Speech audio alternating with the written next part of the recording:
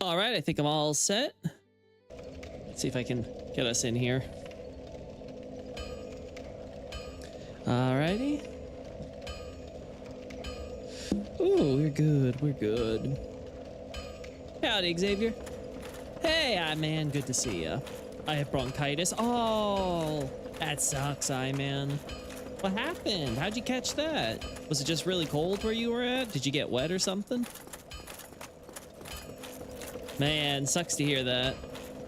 That shit can just real do a number on you. All right, so we've done all the bosses, so it's time to just like do the DLC, right? I'm actually gonna be curious what New Game Plus DLC is like, because it's been like at least a solid like 7 to 8 years since I've actually played New Game Plus on the DLC.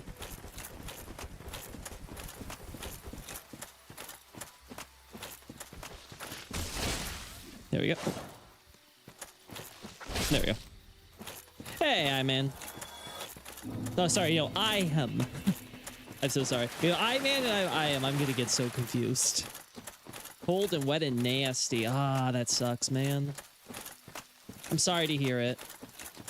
Oh.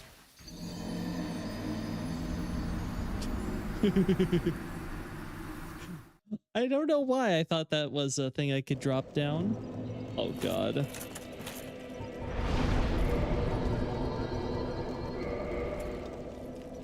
Why'd you get it's your pants, Loki? It's my pants. I was looking at Nox and stuff like that, and I was like, you know what? I think I figured out how I'm gonna do Nox. Because I've been going back and forth on like how much should I do it? Should I split up the stuff of the Nox? But I'm like, is there really gonna be much of Nox to really talk about then? Right? So ultimately, I decided what I'm gonna do is I'm just gonna cover everything involving the Nox. I'll include Celia, Ordina, the whole shebang. Maybe I'll skip out the lower quarter stuff because it's just kind of awkward to talk about with the history and stuff without discussing like, everything else with like the farm colonies and everything else. So I think that I might split off like it already is. But everything else, I think I'm going to talk about it in terms of just the Nox side. And then like for astrologers, I'll talk about the astrologer side to Celia and how it contributes to the history that ultimately leads us to everything else.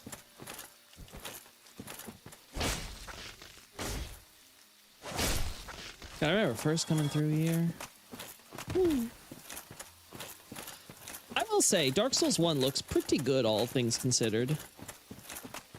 I feel like the worst thing, like the worse the game looks, is probably like some enemies and stuff. You feel like the blurry textures. Like if we had a proper remaster, we would have just improved the existing textures of enemies and stuff so they don't look like blurry and all, pixelated with the anti-aliasing or lack of it because it's a texture, right? Ants in the lines between pants. It doesn't not as catchy. Ants in between pants. Yeah, no, I was trying to see if I can. No, can't make it. It's not enough for the song.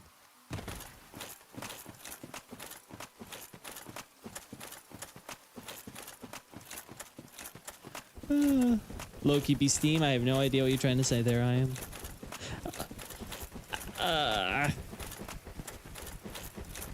Anyway, so as I was saying with the Nox. Yep. God, I can't wait to get fast roll on this character. Ow. I feel it.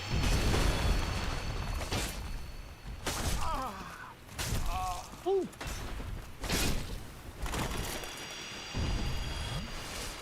Ooh, that was close. That was a close one. That was even a frame slower.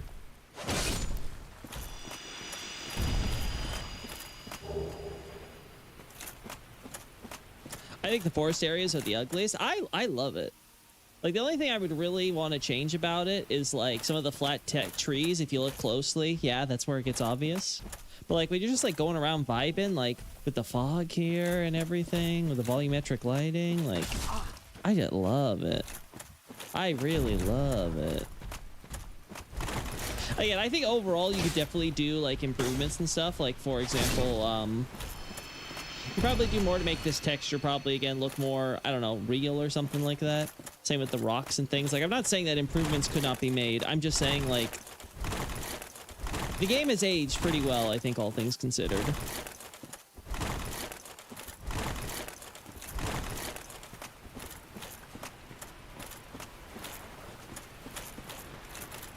Just to confirm.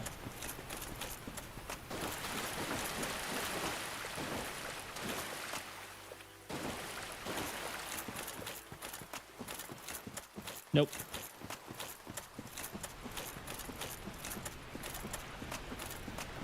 Oh no, I agree, I am. The terrible performance and stuff is not excusable.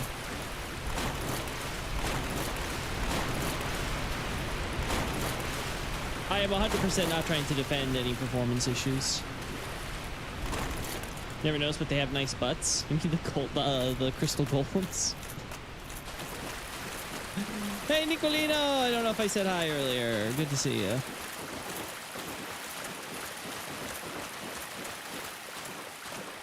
All right, do we have Mysterious Portal? Yes, we do. We didn't even have to summon Dusk. She just immediately got kidnapped.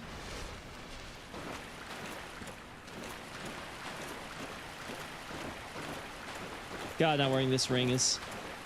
It's a choice.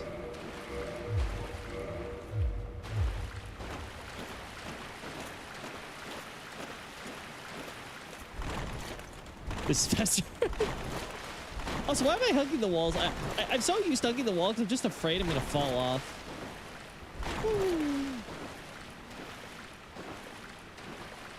I didn't realize the portal follows you. It's just like Elden Ring. It follows your camera. It's so funny.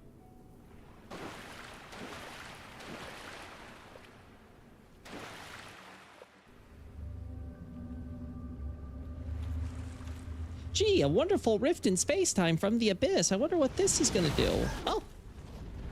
Oh my. Ah.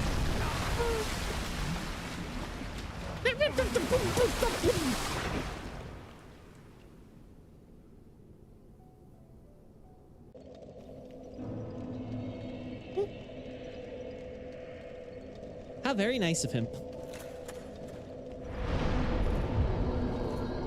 Don't take me seriously. I have 4 degrees Celsius temperature right now and fever.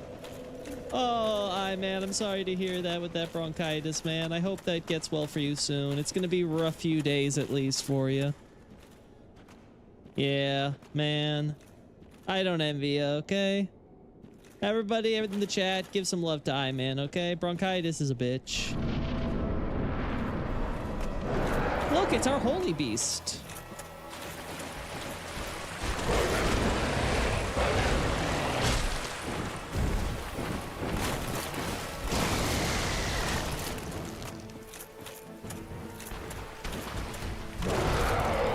Look at all the destruction he's caused to this arena.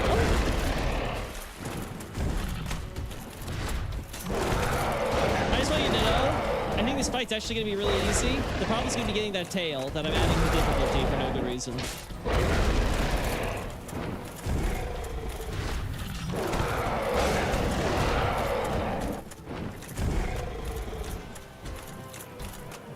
Fun.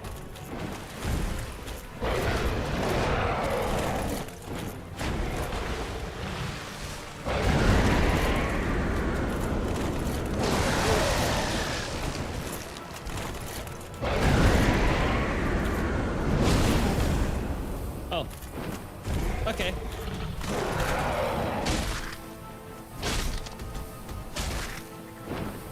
I don't know if I'm hitting the tail, unfortunately. Ah! A little too early there. Thank God he missed that. That would have been hurt. Oh!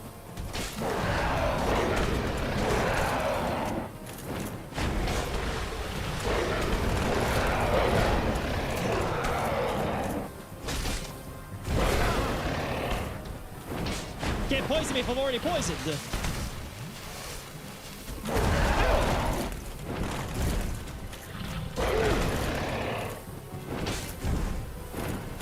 Go on, give me that tail, you asshole.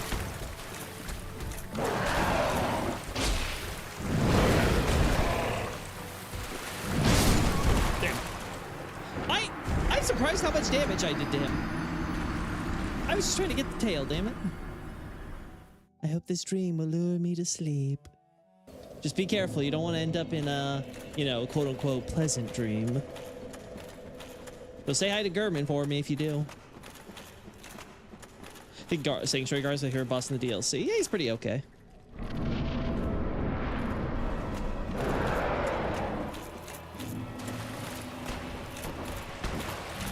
No, I would love to see a Dark Souls 1 OST review by people. Like, just kind of just get an idea of the feel, maybe some of the subtler stuff that you don't really pick up usually.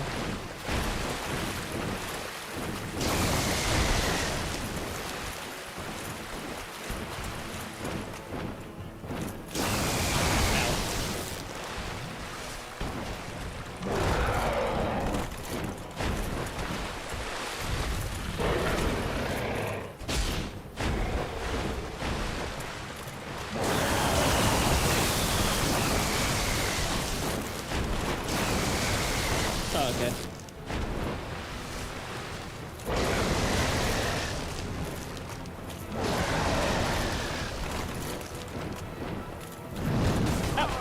Okay. Do I have to wait till then? Is that my only chance to get the tail? Damn, that's gonna suck if so.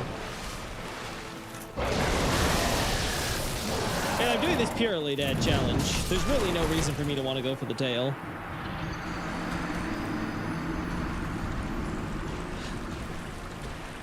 I do wonder what the Guardian actually is, considering it actually breathes lightning. It's just a Chaos Demon that was given the power of lightning, like the Batwing demons were.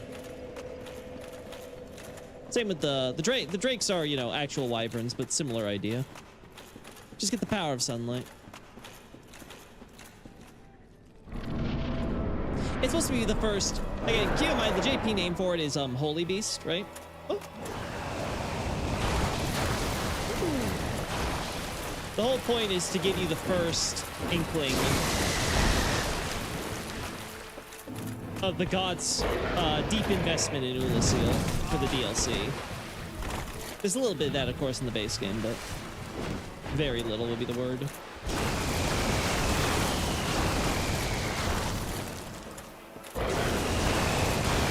Ah, damn. That's what four-way running screwed me over there. Oh. All right, I got it. So I just gotta do that like 5 more times.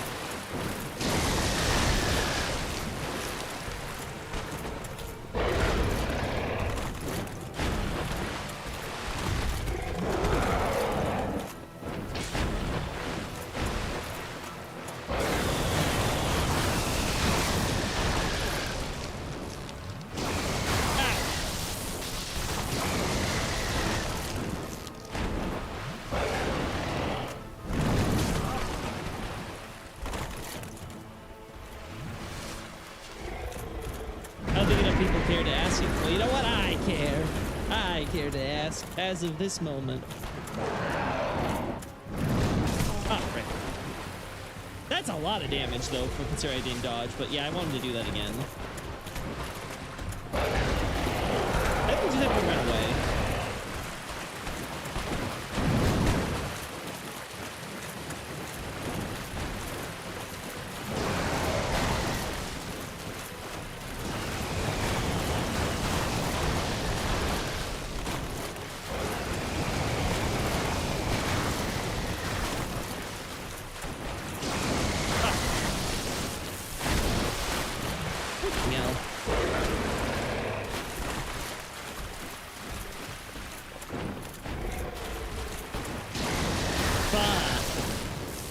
So fast for how much damage it does, it's actually kind of impressive.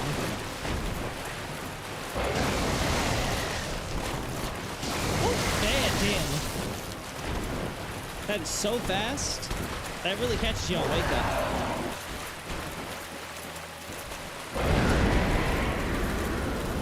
All right, perfect.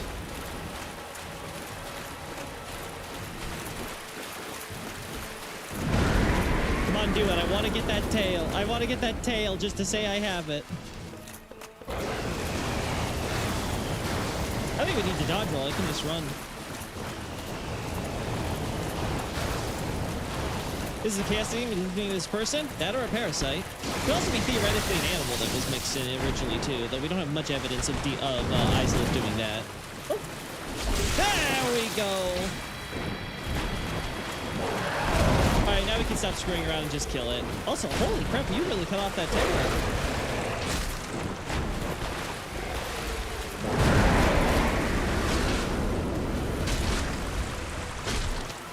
Yeah, I did not realize how little HP our boys got.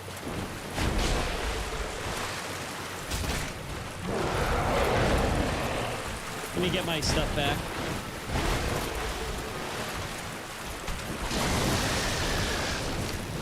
He looks so funny without his little tail.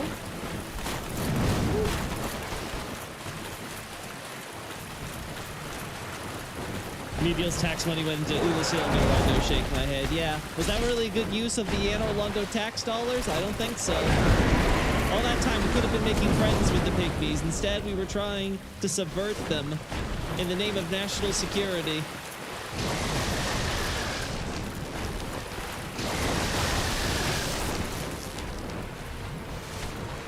Woo. There we go.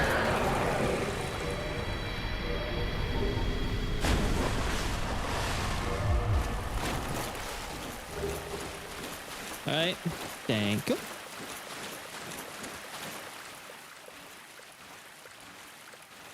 Nice. Nice.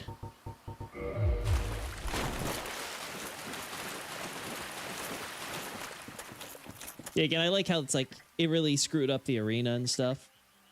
Like you can tell, it's like, it's scared of the abyssal power. What's it supposed to do? It's just a holy creature now.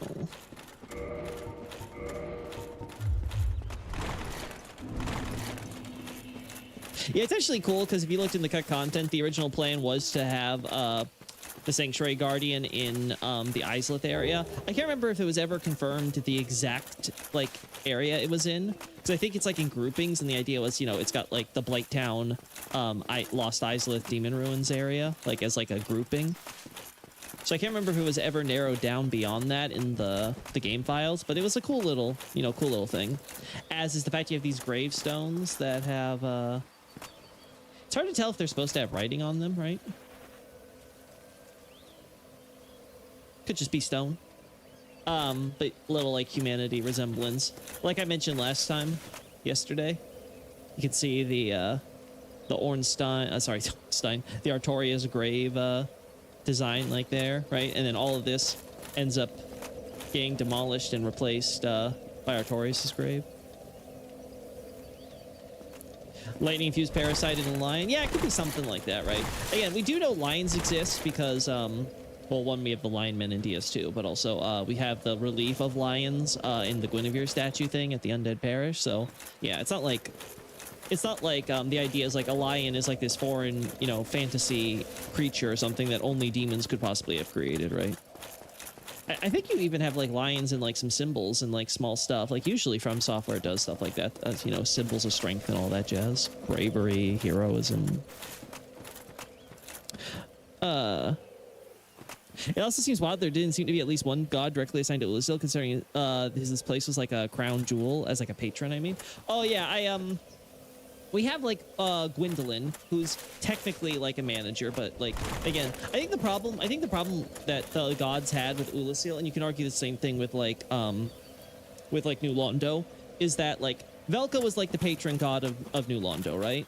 In Ulasil, you could argue that kinda Gwendolyn is fulfilling that role for the sake of the undead mission, though there's not really a lot of indication he was like a general like worship god or something there, like specifically like, oh yeah, everything was about Gwendolyn for Ulasil. I mean, hell, Gwendolyn is like, you know, he's younger than Ulasil. But the point is that like, I think that in general, the thing is that Anor Londo generally just likes doing their things up on top of their mountain. Right? And like the idea is that New Londo and Ulasil are so close that as long as like all their systems are working as intended, you know, they're going to get the report and be able to react accordingly while they stay on the safety of their mountain. I think that was the critical flaw, right? Is that the gods, you know, hubris made them think that it's going to be fine. They didn't think that, oh, Velka could be subverting us. Oh, Koth could be convincing the humans in order that the faithful humans in order to betray us, right? Like, oh, you know, Hawkeye Goff's in there. He's retired. Like, I'm sure things will be fine with there. Well, what happens if they do things behind his back and then later they capture and imprison? Like there's always these things where it definitely feels like, definitely partly incompetence. Now, granted, this is all happening under the first Spawn's administration, under him as the still named king. He's not nameless yet. He's not been waiting for the records. But yeah, it's one of those things where it's like, would have been interesting to think about if you had a proper medial installed here.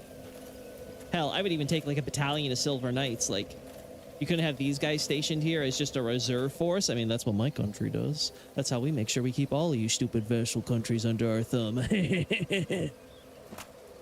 Anyway, hello. Well, look at this one. Yeah. Yes. I'm not helping, woman. Has the so Fine. thank you.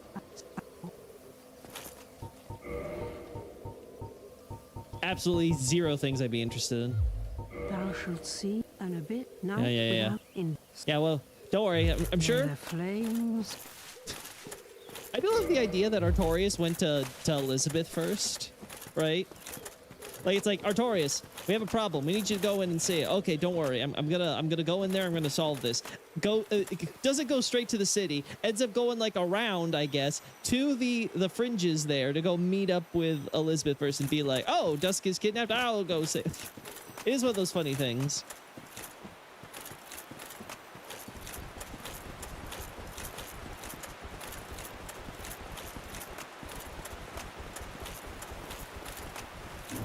Ornstein, yeah, okay, yeah, Ornstein's ring got the whole, yeah, he's got the lion motif too. I completely forgot about Ornstein. Ferozin's are DS2 though, right? Like, I'm just talking about like in terms of like just like if we looked at just like DS1 lore, like lions are definitely like a thing, right? So yeah, sure. You could always make an argument that, you know, Islith created lions or something and, you know, either gave them to Anor Londo, or what I think is more likely is probably lost them in the war, like a bunch of other stuff they lost. And they're just kind of like, we'll have it as a holy beast. We'll send it to protect you. You and its brethren. I dream like Ziria's like Velka. I would be curious if there was ever a theoretical Dark Souls 4 and you got to meet Velka, what Miyazaki would do for her characterization. Again, I think it would be a mistake to make Velka a meetable character, mind you, for the player. But I definitely think it would be interesting to like see how he would kind of portray her, right? Because Guinevere is like, you know, simple, majestic, noble, you know, like her characterization is pretty, you know, it's not like too crazy. But I could definitely see them making, I could definitely see Velka being, what's the word? Not exactly, I would say, like, I don't think she'd be like Marika and be like totally like a prankster type. But I can definitely see something kind of like Marika, where she has like this kind of magnanimity to her, but she's a bit more teasing, right? Maybe like a more, you know, maybe like a slightly less ominous Oswald, you know?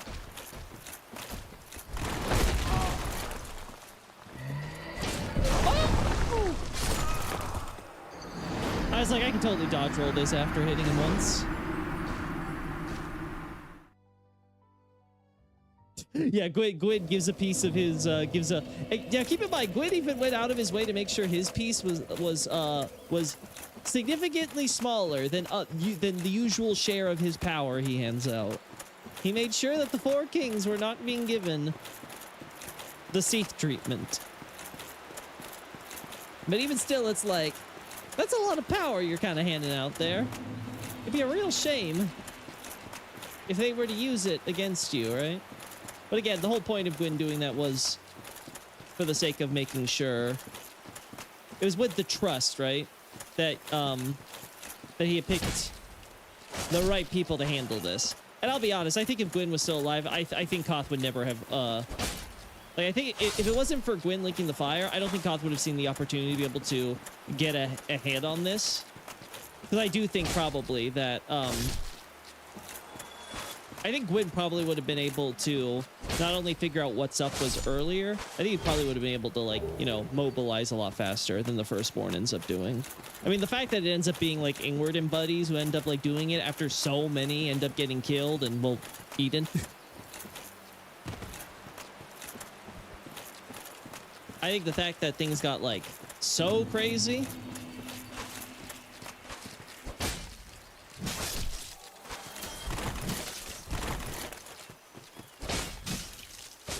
I think kind of speaks about the incompetence.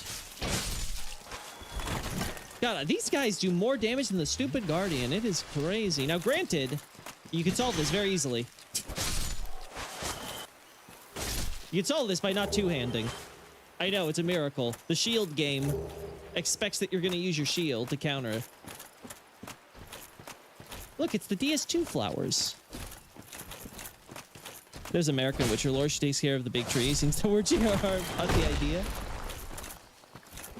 I would not be surprised if Martin took some inspiration from Witcher. Miyazaki too, to be fair. They both seem like the type that would enjoy Witcher. Woo!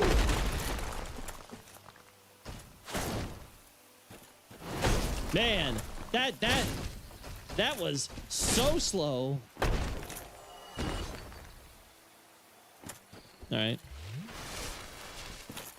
He was restocking items, trusted Artorias' plan.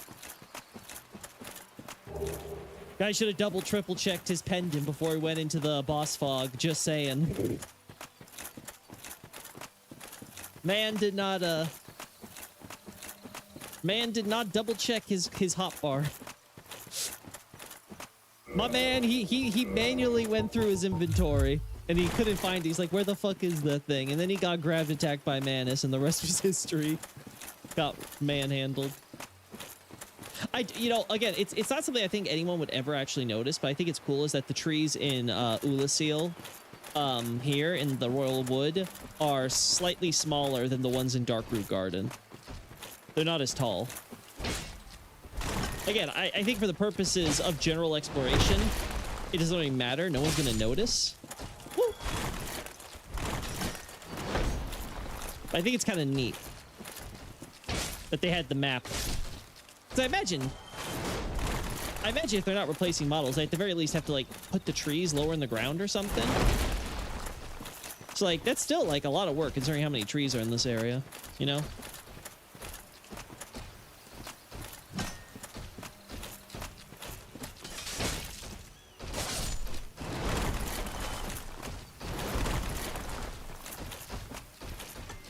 I do like how they also try to justify having a different design for these by making these guys about engineering and digging up the earth and stuff. So they're not like the soldier types we see. They're more like workers, and it's supposed to help, again, foreshadow the excavation of Manus's grave below. Again, I just have to say, like, what I appreciate so much about From Software's style of storytelling is that they show that you can pack so much meaning and things without having to bog down pacing with exposition, narrative, you know, commentary by characters. Like, how many times are you playing something and it's like, oh, look at this, and we're now going to talk about this and try to give some backstory, or at least, oh, we're speculating maybe this thing was used as like a garden or something. It's like, no, you kind of just get it. Like, it's enough to just kind of go through the area yourself, right? And if you want to, maybe you'll have an item description or something that'll spell it out for you explicitly, but for the most part.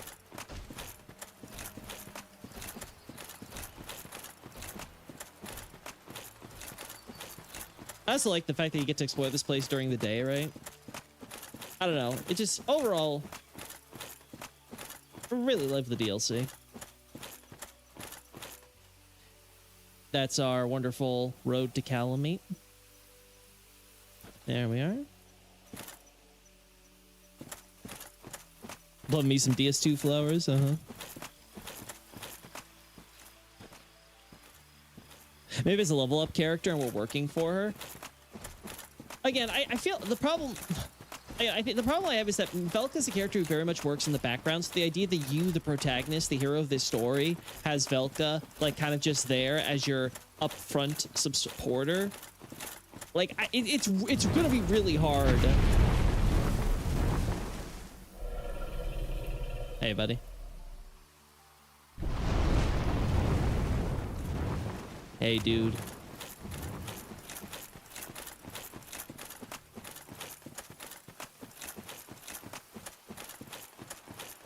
I feel like I've looked around this entire area, haven't found anything too crazy.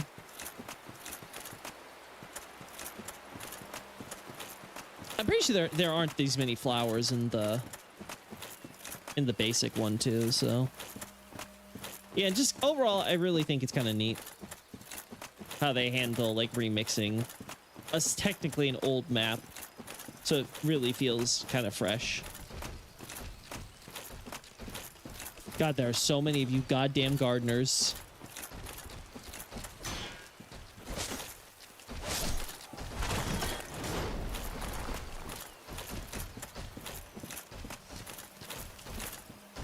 All right, but to change things up from day and going back to night, I do feel like the Nox is probably going to be actually relatively short. Like, I feel the longest thing to talk about would probably be the actual, like, establishment of the Nox. I'm also starting to crystallize a theory on the stuff with the Finger Slayer blade and the Nox and stuff like that. Like, at least at this moment, I'm definitely feeling like it probably is something as simple as Placky's god leaves to go see her people at let's just say Noclateo, just to include Night Rain lore in here. Of course. Of course.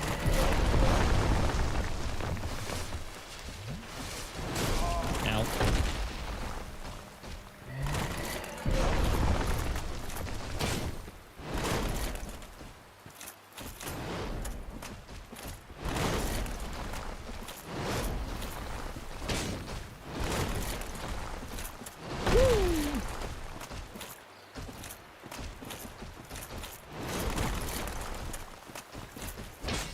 Oh god.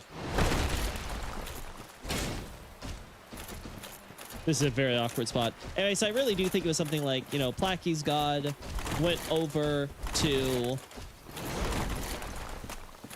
Noclateo. You know, maybe it was just a home visit or something, say hi to some of her people. I guess you could also make an argument that maybe it's a diplomatic mission, because it's possible that the Nox were already kind of like, you know, they were kind of doing their own thing separate, because I don't know, they didn't want to lose the old ways, as it were. I could see something like that with their culture, you know, and wanting to ultimately go back to the stars.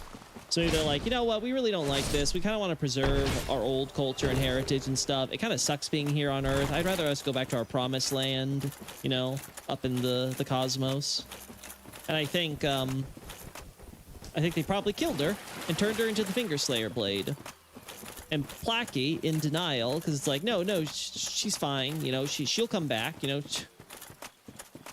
I think he just kind of like retreated into his tornado, and like basically that was kind of the end of it. Which does make me wonder whether or not we could have the possibility of Godfrey and him facing off, or if it was literally just Placky's just kind of been like sitting there in the tornado, and then like obviously the meteor strike and all that stuff, and then he just kind of gathers up all of Farm Azula or whatever and brings it with him, because, you know, it's still the place that his wife will one day return to, so he's trying to keep it together in a weak way. Is there a person sitting on the chair crypt that has the finger blade? The Finger Slayer blade? Yes. The only one that has an empty crypt chair, to my memory, is in Noxtella's church and in Celia. Right? I think those are the only two examples where the crypt chair, or the chair crypt, I think it's called technically, is empty.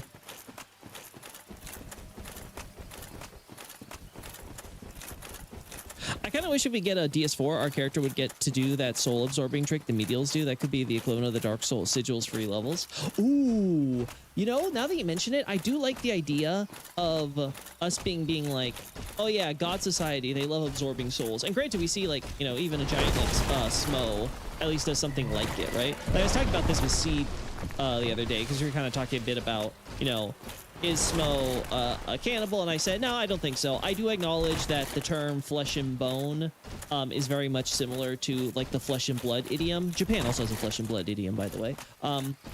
That you know, that we say in English, right? So you could always try to interpret it, but personally, I've always found that to be a fringe theory.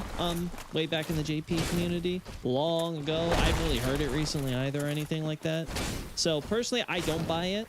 I really think it's just something as simple as, like what we see with Ornstein, Smo just lives off of doing his job, and I think he probably literally takes, like, he takes Ornstein's soul raw. I think he did that with everyone he's executed, right? He just smashes them and then, like, through the hammer, channels out the soul for himself. And I think that's how he got the strength to become one of the Four Knights in the first place. Like, that's why he was in the consideration, right?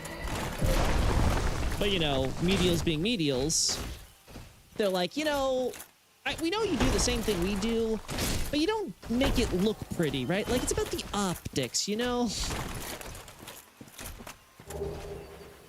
So we're not going to bring you on. We have to at least make it look like we're not hypocrites, you know?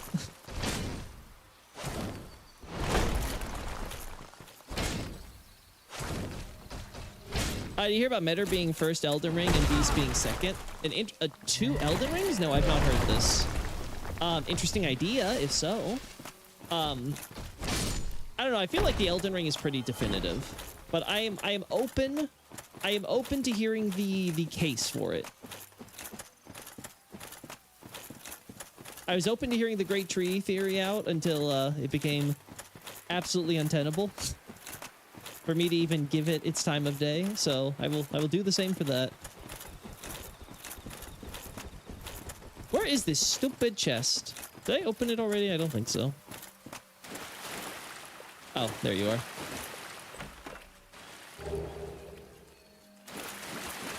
People need to stop leaving their chests in the middle of stupid little ponds.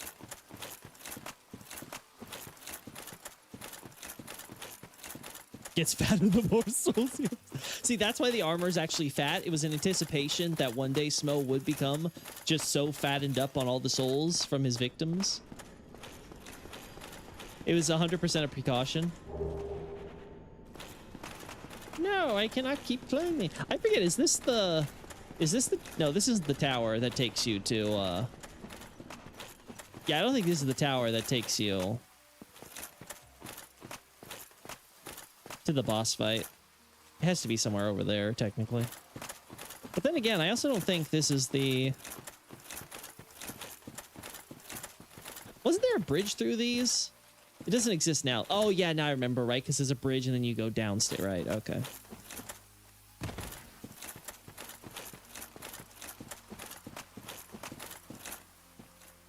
Maybe they used on Meta or something, you think, with the chair? Here's where I stand on this. I believe that Noclateo exists on the surface. Noclateo, probably in Limgrave, to be specific. It was probably, like, right there in Limgrave. They kill the god. They fashion it into the Finger Slayer blade. They then use the Finger Slayer blade in order to harm either Metter or the two fingers of Placky's god or whoever. They kill a finger entity or heavily wound one. Pick your poison. With all of that established, makes you also wonder what the point of those towers were when they weren't connected back then. Anyway, with all of that established, the Greater Will gets angered, and whether it's with the help of the dragons or what have you, we end up in a situation... There we go. God, you took a lot. Should double. Should two-handed. Oh boy, don't want to end up there with Manus. Anyway, so basically, like, you know, with the help of the dragons or by itself, whatever it is, you know, starts like ravaging and destroying up Nox civilization. And at some point, somehow, whether the Nox themselves decided this or they really were punished, I don't know, the Greater Will just said, I will make you sink. They end up basically having Noclateo end up underground, right? It's underground, top gets covered up. Noclateo is now like in the sealed air or whatever. They accept the underground. They decide that they're going to... Oh god, I'm about to screw this up so bad. Watch me, chat. I did not screw it up so bad. Yeah! I did not fail. Oh god, but I'm gonna fail this one. God, I remember dying to this a few times in the past.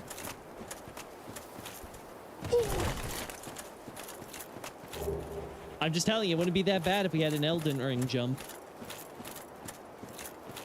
So they kill them, and then they're basically like, okay, we accept it. Then Nokron gets established, then the Chair Crypt gets made, and then the would-be Night Lord gets created. So I don't know if Noclateo was doing the Night Lord thing with the Chair Crypt before they went underground or not.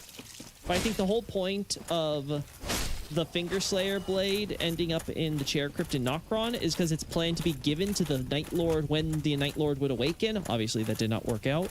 And the... Look, guy's like doing his little watch. I just love that when they're like going around doing their little watchy thing. Ow.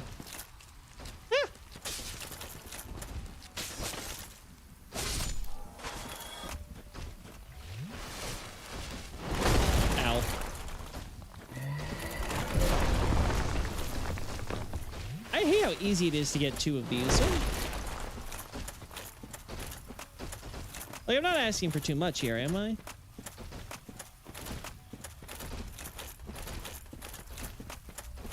Yes, I am. Now we gotta get to that side still. Alright, buddy, I think I might have to skip you because I want to keep talking to chat, and you're distracting me from that. Any other items we need? Okay, yeah, kinda. Need is a stretch of a word, but geez, God's great arrows. I wonder why.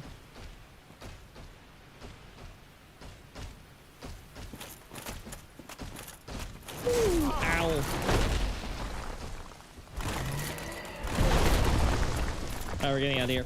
Anyway, so I think the whole point of the Fingerslayer blade being with Nokron is to kind of indicate how Nokron was the first Eternal City made underground. So it was first Nokron, then the Nameless Eternal City when they followed the Shifra River to its source in the Deep-Root Depths, and then they followed the other branch of the Deep-Root Depths down the Ainsel River, and that led to them finding the Black Moon of Nextella embedded into the ceiling there, where the Dragonkin soldier drops down, and then after establishing Nextella there. There we go. They start having colonies like the Nokron ends up at the Celia 1, and the Nameless Eternal City establishes Ordina, and so on and so forth. Tankiest crystal lizard on Earth. I guess Noclateo could also theoretically be located in the mountaintops area. I mean, that is a possibility. I do think it's probably, though, more likely to be... Yeah, I think it is going to be more likely to be in the Limgrave stuff, though. Yeah, because the problem is you have the giants. Because you have the giants, you have the astrologers, and both have to already be up there. Because astrologers have to summon the founding rain of stars and all that. So you kind of need all that to already be happening.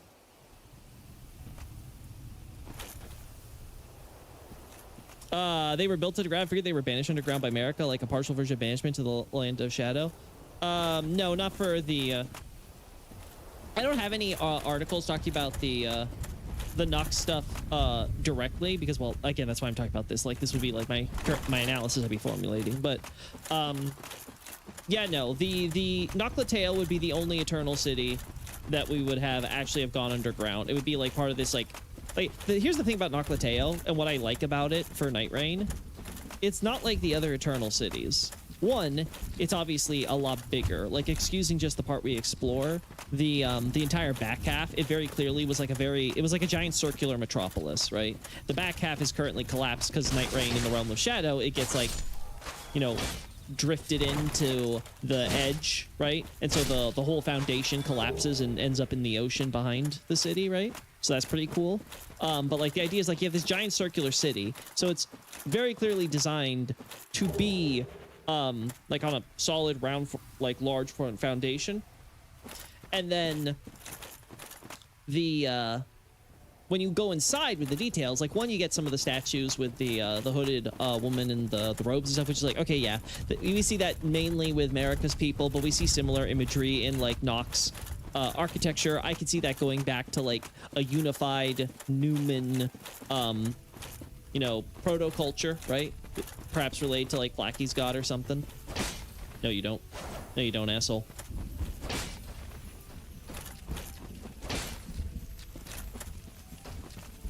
No, you asshole! I thought he would fall.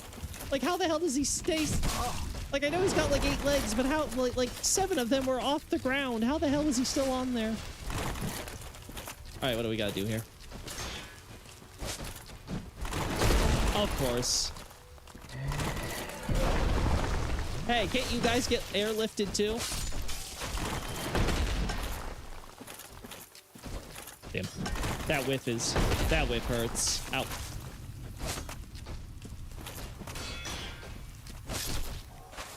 Phew. I'm running out of Estus here.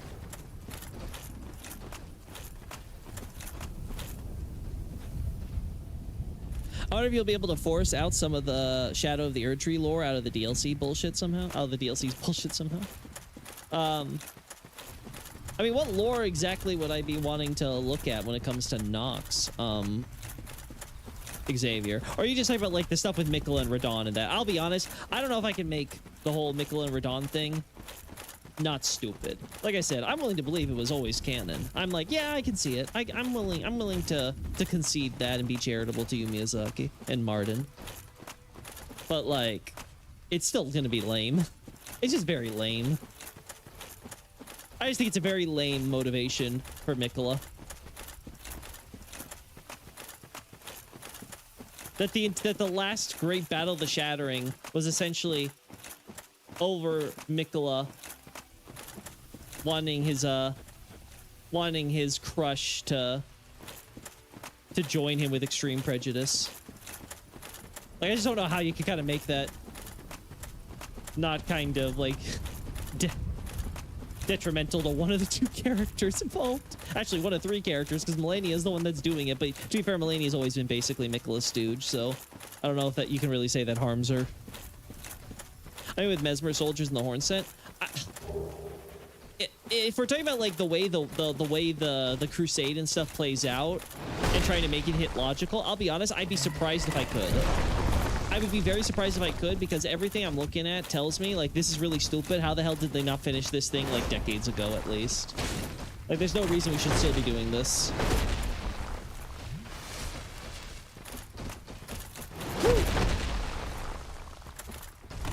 I almost knocked myself off.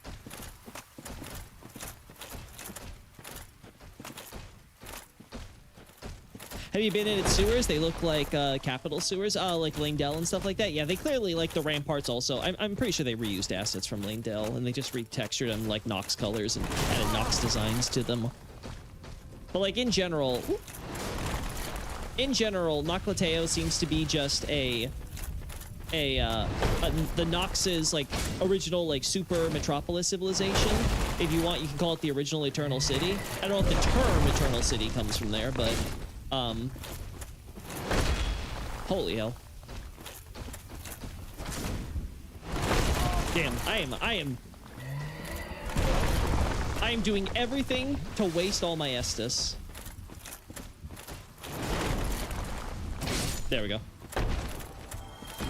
Anyway, so my position would then be that like Noclateo essentially stays on the surface, probably established after Bar Missoula, I imagine. It was probably something like, okay, you have a bunch of people who maybe aren't so keen on joining like this whole Elden Ring Order stuff. They want to keep to the old ways, as it were, you know, kind of like a Yharnam to Yahar'gul situation.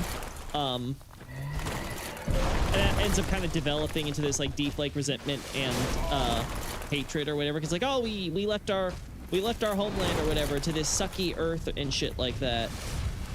And we want to go back and all that stuff, but you're the reason why that we're here in the first place. So we're gonna really kind of take it out on you, and then take it on the greater will and everything for like basically kind of inducing us to do this so that way it could get its way, right? I imagine that's the sentiment the Nox were feeling, right?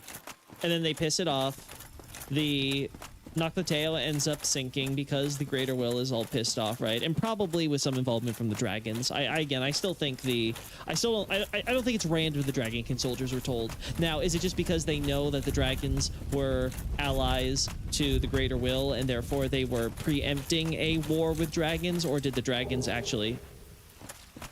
Yes, I stole. What is so wrong about that? Like, you guys weren't doing anything with it.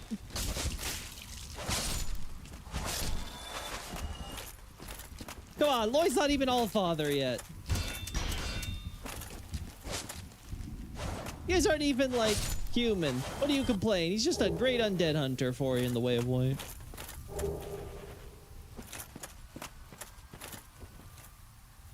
That's the thing. Before the DLC, you can interpret Malenia having her own agency when she pulls out the needle to win.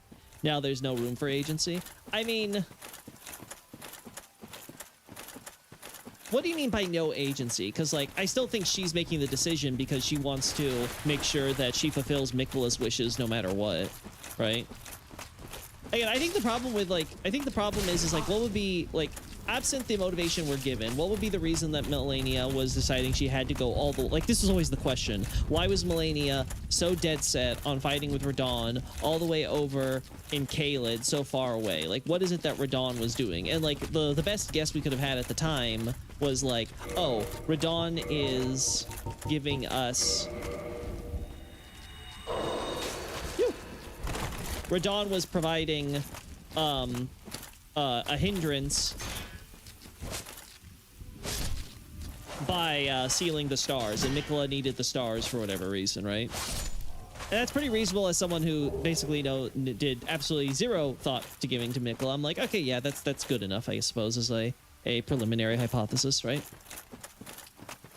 At which point it's like, either way, she's basically doing what her brother wants, right? So I don't know. I've never thought of as Malenia as a character who was anything but Miquella's stooge. So I've never been in a position to expect more from her, right?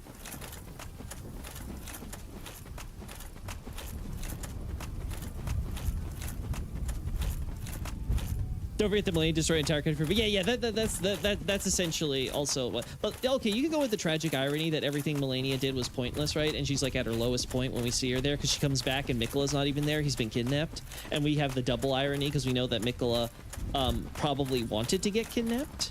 Again, I'm still a little open to the idea of like how much was he like retrofitting the plan on the fly because of Mohg's own actions, or how much was he controlling Mohg from the start.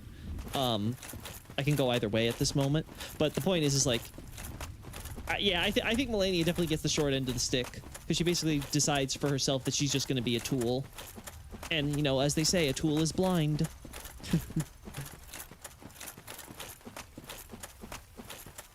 No, I don't think, again, when Xavier's talking about agency, I don't think he's talking about the idea that, like, Miquella was mind-controlling Malenia or something like that. I think the point is that when we're talking about her agency is that, like, you know, how much was, like, she had her own personal motivations separate from any of the other demigods or anything involved in any of her decisions or actions? Like, did she have a personal stake in the defeat of Radahn? Right? And the answer to that is no. Everything she did was ultimately to serve Miquella. And again, I don't think that's much of a problem, because that would be the most natural impression from the fact that they're working together and she's doing basically everything she can to help his Halig Tree project succeed. So, again, I've always felt that that was probably along the lines of what happened. But I get it if people were like, okay, well, maybe there's more going on there with her. And now we're basically told, yeah, there's basically nothing.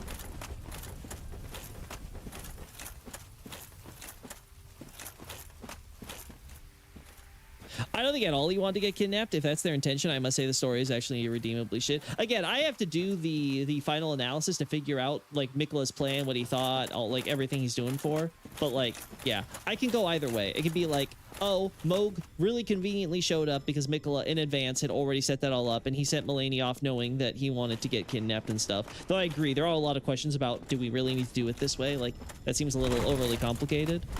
So I'm definitely sympathetic to the other view of, oh, he's just kind of adapting the plan. He's like, okay, Moog, I'm gonna now just, you know, let me just kind of stab this thing in you. Just, yeah, don't worry, it's fine, it's fine. It's just a little brainwashing.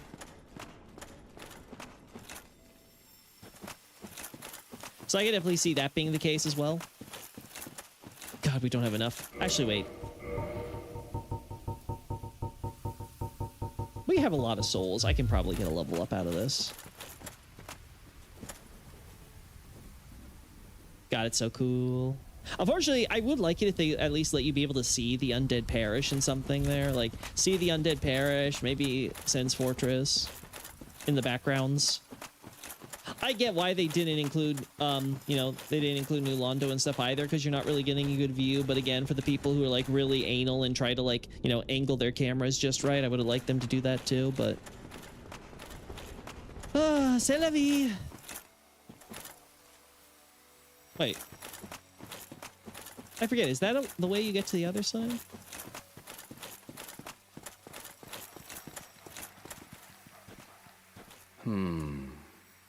Let me guess. Snatched by a shadowy limb and dragged off to the past? Yep. Yes, of course. Exactly what happened to me. We are both strangers in this strange land. But at least now there are two of us. Did you happen across the legendary... Well, if you have... He's a... Man's like... It'd be real nice if you got yourself killed. So long. Are we in agreement that Radahn was controlled in the concept for it? His silence unnerved me the whole time? Maybe. I know there was cut dialogue involving him, so it could be that they decided, nah, it doesn't really make sense to give Radahn free will in this moment. He needs to be fully under Mikla's control, and the best way to convey that is not to let him say anything that might make you think that, like, he's actually gung-ho about this. That's totally possible. I don't know, though. I'd have to think that one through.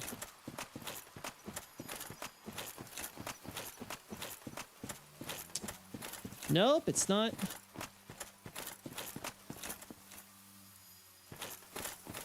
Did I actually get all the items and I'm like going crazy? I think I did. Yeah, I think I might have actually gotten all the items. All right, let's go back, give myself a level up, and then we'll go in for our good old favorite Artorias fight. Get a taste of what he's like before Elden Ring like speeds him up by like 3 times.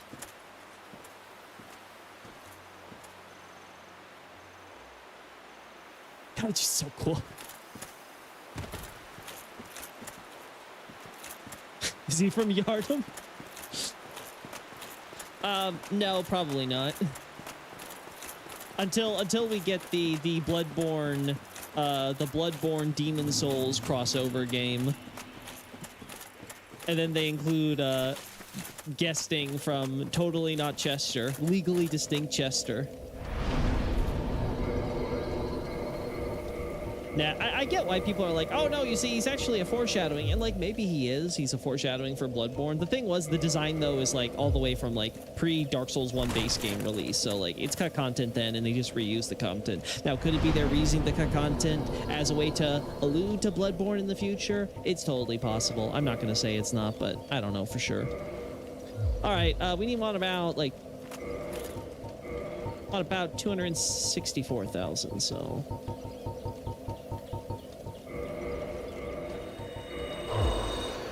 Oh boy.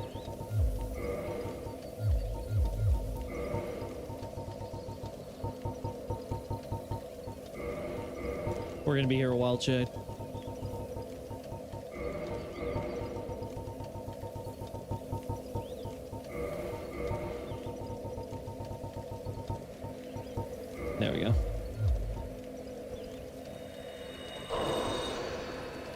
Oh boy. His plans are working out works well with the themes of his curse and being nascent. I would agree. I agree. I definitely think it would work with his. Why is it that the hero soul? Am I crazy? It feels like the hero soul doesn't give me as much. Oh no. Okay, yeah, it is giving me half. It's just it's stacking it. Oh god, I don't think we're even close.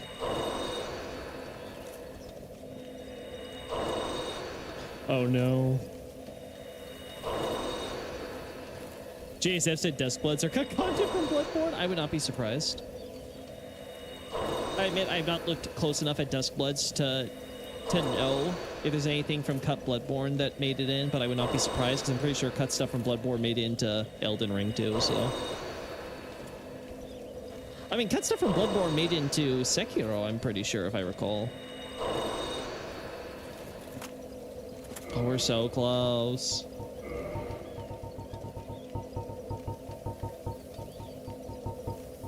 Oh wait, we still have, okay.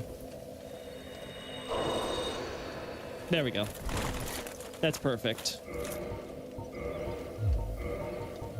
Not wasting that much.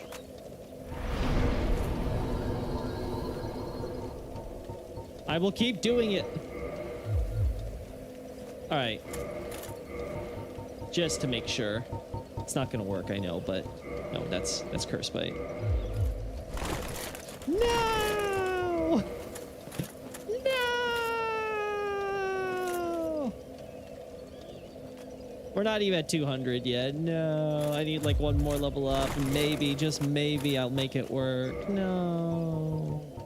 Again, I don't actually know what the percentages are, so I could be off. I'm hoping it'll be close to 200. You know, instead of, oh, I have not. Oh, I've never picked up the Chloranthy ring. Wow. Wow. That's wild. I've not picked up a Chloranthy ring on this character, or if I did, I sold it.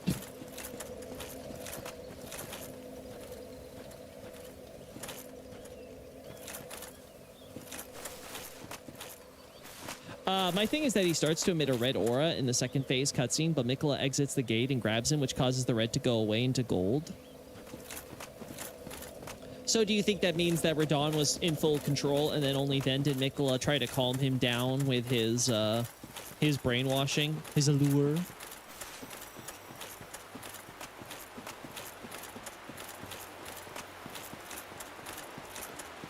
Yeah, so... Yeah, again, I'm not. Miquella is like something I have like at bottom of my priority list, so I don't expect I'll be able to make much more out of that plot thread. I think it's just silly and a silly direction to go with the character and kind of lame.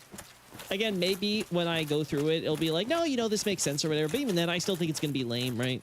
Again, there's only so much you can do to be like, oh no, it perfectly works and fits within the story. But it's like, yeah, but it's kind of lame. Like, that's always going to be kind of hanging over its head. I don't see any other items, so I'm hoping I got them all. I'm hoping I did. All right.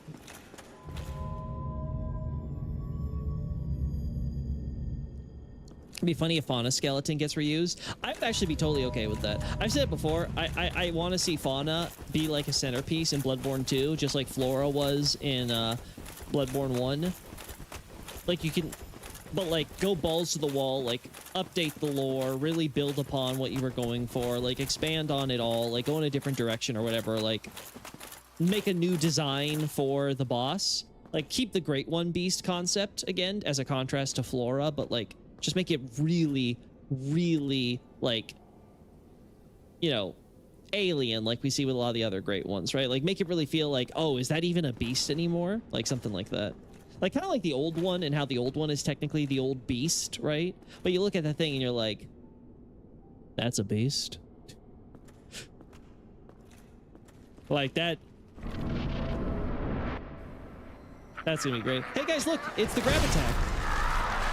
That's chat. Look, that's me. That's me right there. That's me playing Red Night Ring right now.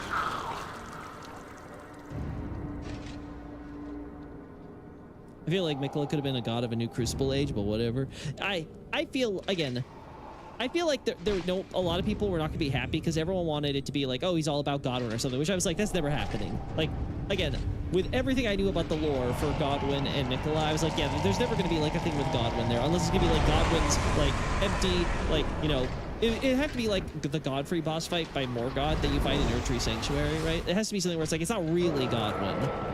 You know, it's like some weird like duplicate thing that'll give you an idea so they can cheat and show off what Godwyn was like. But like, it was never going to be Godwyn, and there wasn't going to be any Death Prince stuff. There wasn't going to be any Glow My Queen lore, because I think, as I just shown in my recent thesis that I'm working on, the lore is already there in the base game, basically, and what we got was basically Mesmer to help bolster it. So there wasn't going to be anything crazy there. So I think there was always going to be problems with expectations about what they were going to do with Miquella and the plot lines and stuff. I think the problem, though, is that the core lore they were working for, again, I'm willing to be charitable and assume that was always, oh god, it was always the way it was.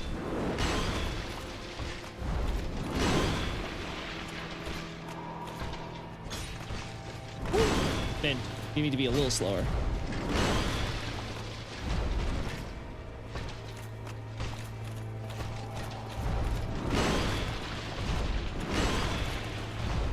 It's gonna be so fun seeing that again. I don't think Elden Ring has anything like that in it, right? It just has the regular Lion's Claw attack. Also, it's very funny how you take the Artorias' wolf, you know... how you take Artorias' wolf stuff and you turn it into a lion thing, in the because they're both beasts, right, and all that, but, you know, kind of funny. Dude, I don't need all the pus. I don't need your pus of medial.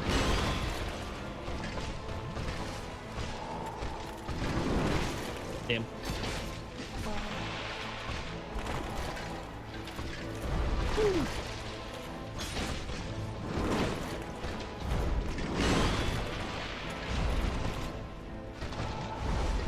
Damn. Ah, damn. Too early. God, the damage! Did that count as a counter or something? Like, holy frick.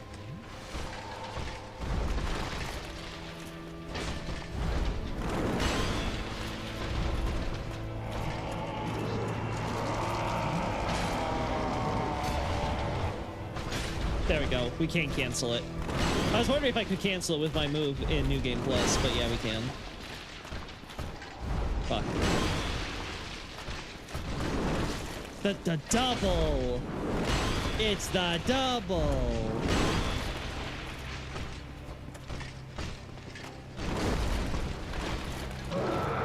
Yeah, you just roar. No, that's not the roar I want. Longer roar.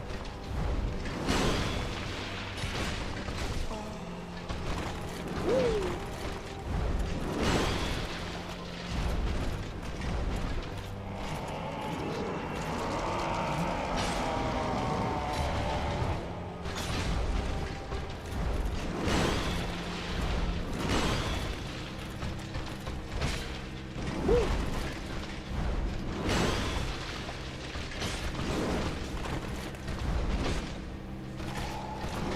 Okay. Woo!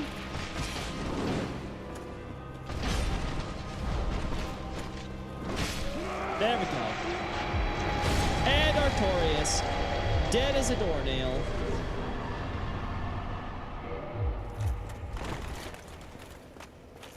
Dead as a doornail. There we go.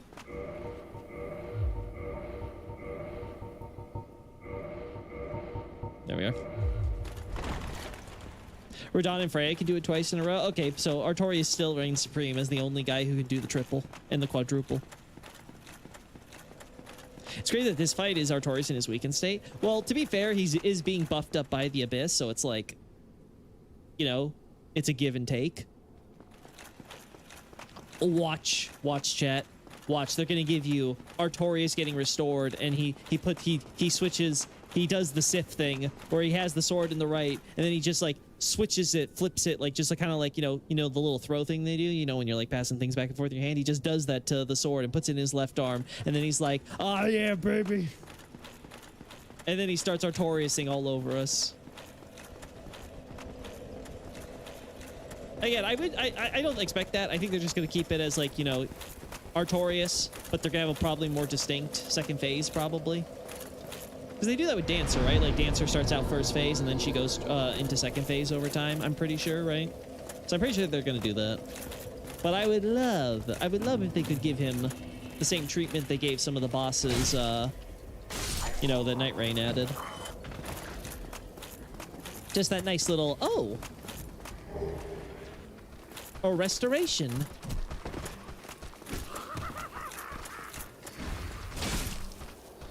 Everyone wants to see what Artorius was like when he had his shield and was fighting left-handed. I still love that one Korean, I think it's Korean fan art that actually did more accurate Artorius. His full cape, his shiny, uncorrupted armor, sword in the left hand, shield in the right. Oh my god, it was so beautiful. Like, I want a print of that so I can hang it in my room, chat. Why'd you kill the poor guy? Listen, sometimes you got old yellers. We all know what you do with old yellers.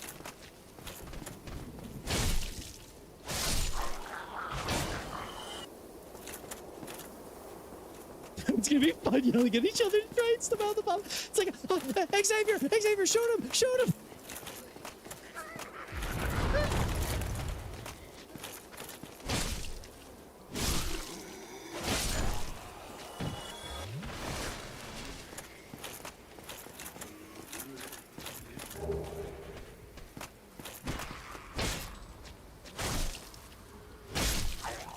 He's like Link, he's also a lefty in most games. I do wonder what inspired them to go with the left-handed thing, because again, it goes back to like Sif in the original boss fight and him like doing the whole cutscene with the purposefully switching and doing the swings from left to right instead of right to left like most bosses and everything, right? So it's one of those things where I'm kind of like, I wonder what inspired them to do that. Was it something they thought of when they were working on Sif, or was it kind of like a happy accident? They're like, oh yeah, we're having Sif kind of fight like he was a left-handed swordsman. So if we want him to like inherit Artorius' thing, wouldn't that mean Artorius is left-handed? I wonder if that was kind of how it developed or not. I don't know. Either way, I think it's just really like a neat little subtle detail, right?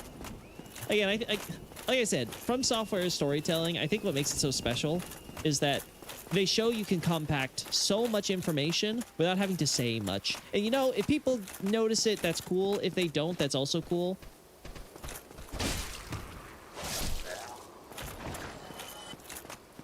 In the end, everything kind of jives together.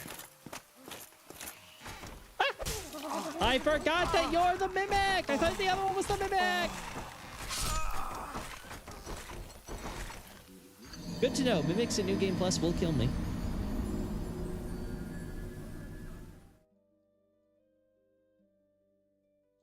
Yeah, I think also with this Nox stuff, I've decided how I'm going to talk about Night Rain lore.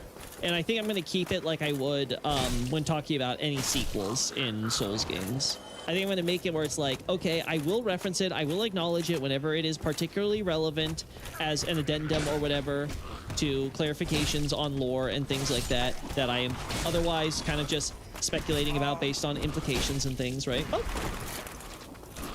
No! My 150k! That's what I get for being distracted, chat. I should have just healed. I should have just healed through it. How'd you fall for a Mimic just now? I completely forgot which one was the Mimic. I was 100% confident. I'm like, this is the regular chest. Overconfidence is a slow and insidious killer.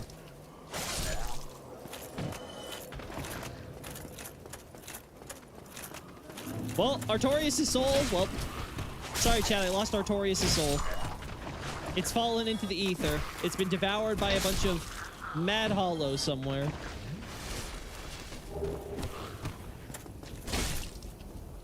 Well, it's only more questionable and less canon than a sequel, for sure, but I still think that the stuff on Noclateo and potentially the first peak is relevant enough to mention, right?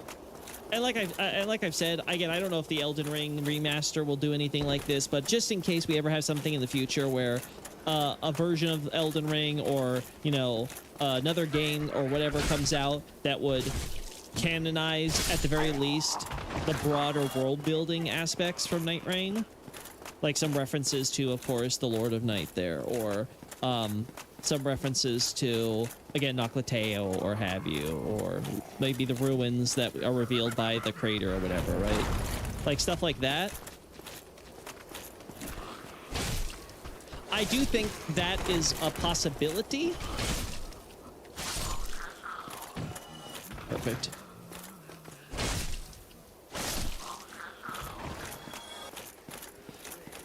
And I think it's worth being able to kind of include it where it's like, okay, yeah, I am factoring this in. Obviously, if there's ever something where it's like, oh no, this just outright contradicts whatever Night Rain is, they clearly were not, they were like, okay, it was nice that you did this, Night Rain, but we're going to consider this like some alternate universe, like alternate timeline bullshit. We're not going to actually factor that into anything. If something like that were to happen, then yeah, same deal. I'm going to mention and be like, yeah, they kind of backtracked on this idea. Unfortunately, it's one of those things where we don't have a lot of commentary on like the script and stuff, so it's like, oh, some of the new additions or whatever, like how much are these things that you talked about with Miyazaki or whatever, or did you come up with them on your own and they're all your interpretation? Like, it'd be nice to get more commentary on that side of the equation. Do I want to open this with my lantern? Probably, right? It's over here, right? Let's just do it. There's no reason not to. Like I said, I have all this shit I'm going to be selling to Framped. Light magic. It's a miracle.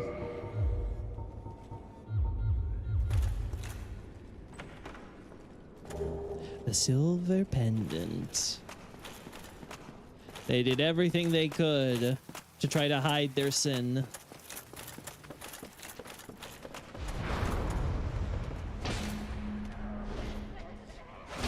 Hello, noble ladies.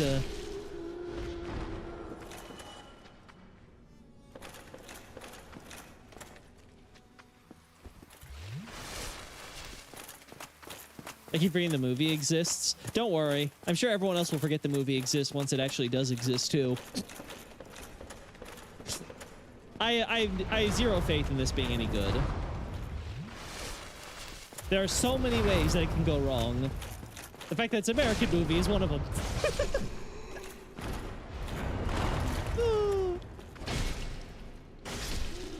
Guys, what happened? What happened to the spells? Somebody took the spells.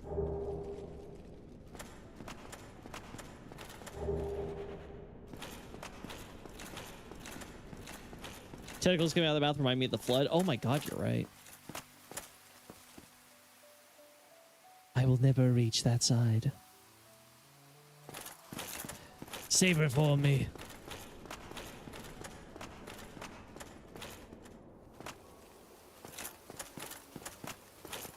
Oh. Wait. Wait, how do I get over there? Wait, huh? Oh! Oh, okay, I see. Lol. The I'm sorry carving.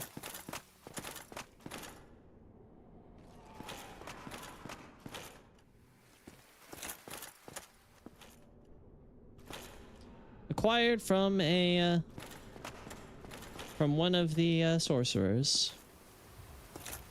All right, so that covers everything here. But yeah, so I'm probably gonna include like little basic mentions like, oh, you know, this later we have like Noclateo, which is a eternal city which was sealed in her ground body. Yeah, right. I'm probably also gonna address it because especially because somebody mentioned it, the idea of like, oh, all the eternal cities got sunk and stuff like that. No, I don't think all the eternal cities already existed and they got sunk, and I 100% don't think it was during Marika's era. I think it was much earlier than Marika, especially considering all the history and stuff we already have to tell us between the Nox and everything. Like, there's just too much indication that the Nox have been around doing their thing from the underground and then creating these, like, surface colonies with humans, for me to kind of believe that they're, you know, around. anything involving them is recent. In fact, I think the funny thing is that their culture seems to actually predate the Ancient Dynasty, which is so funny when you look at like the architecture and stuff, and obviously Ancient Dynasty ends up collapsing first. But it definitely seems like the Nox, they predated the Ancient Dynasty and they outlasted the Ancient Dynasty, which makes me really wonder what exactly went down that caused the Ancient Dynasty to collapse. And then the Nox end up kind of like, at least the ones in Nokron end up picking up some of the pieces. Really? I guess because I already have it. Yeah, I guess it's because I already have it.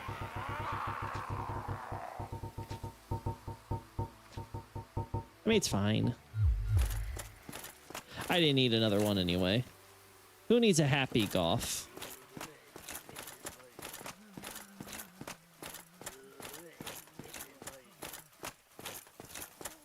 Yeah, I just don't think the Elden Ring movie... Alright, so like, ideally, the Elden Ring movie will be a masterpiece. It will add to the lore or show lore that already exists, but it will depict it for us for the first time in cinematic quality and all that stuff with amazing dialogue and, you know, super awesome action and all that jazz, so... Ho ho ho ho ho ho ho!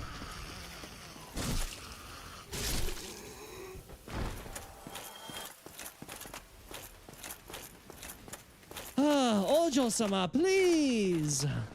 Onegai! Oh. Wait, what are you doing? Stop it. Stop trying to hurt me.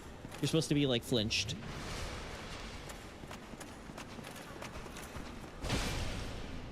There we go.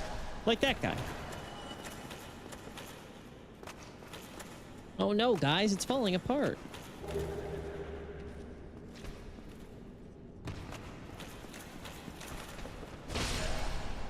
Ivory, can you sell sorceries to Framped?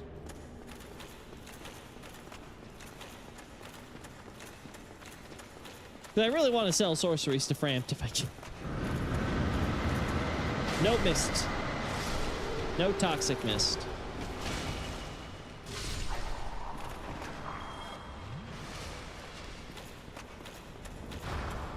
God, that damage.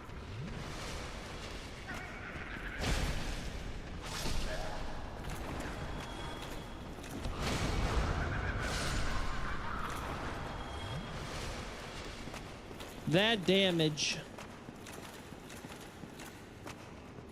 I do like the look of the palace here with like the, not only the corruption, but like the way the buildings and stuff is like clearly coming apart at the seams and stuff like that. Nice.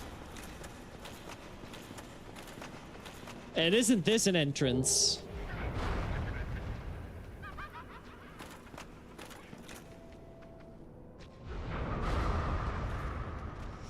Alex calls himself a super... Again, here's the problem. Someone can be a fan. That doesn't mean their work is any good. Again, you want, like, again, ideally, you want anything working on anyone to be passionate about it and be a fan or whatever and be really, like, into trying to get it right or whatever. But that's presupposing that the person has the talent and quality. Right? Passion can be misplaced.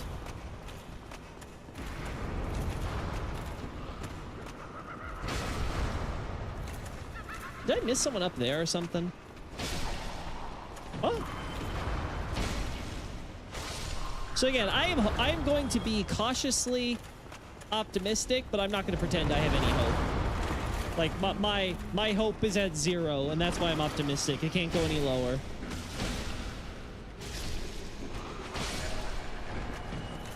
The poison of the dark.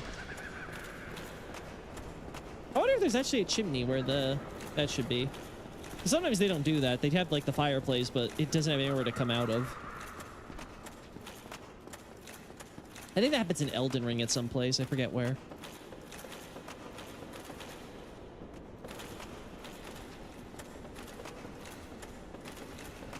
Yeah, I know the situation with rings and of power and stuff like that. And the thing...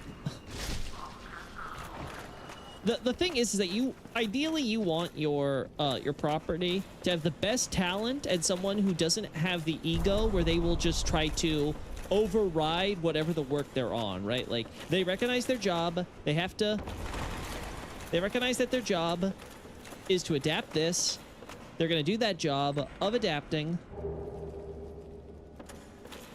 There we go. A little bit of Titanite.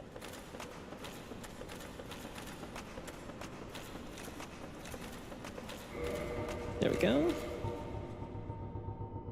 Perfect. Okay.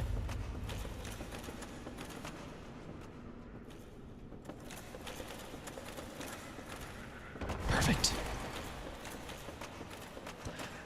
I think what I ideally would want to see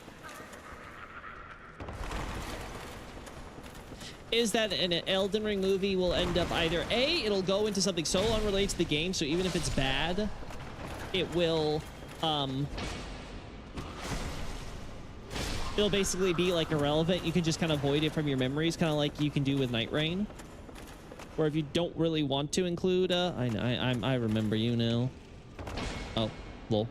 You don't really have to be concerned about it.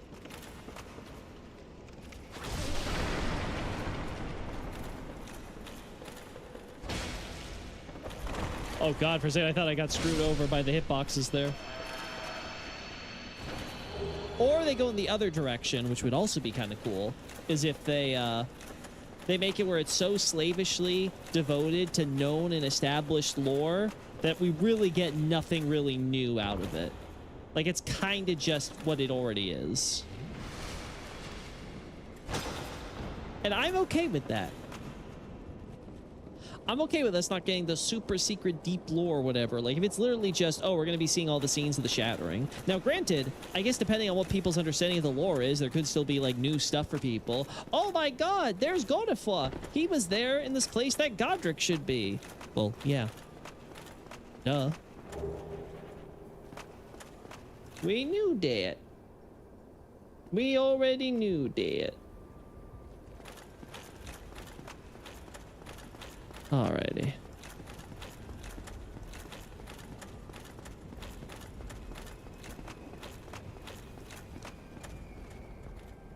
That's quite the drop, huh?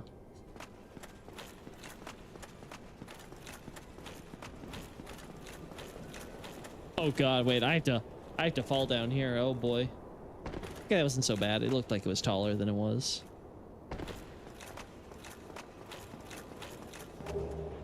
Dark fog. Well, if I can't sell this and I already have it, well, that's gonna suck.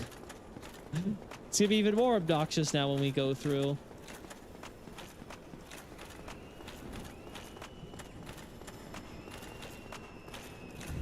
My 150k! Actually, it was more than 150k, right? Because we ended up killing a lot more after that. So, like, it was like 170k or something, right? My 170k! Ooh.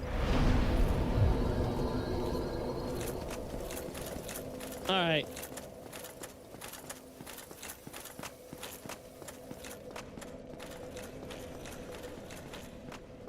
Let's kill a filthy stinking medial.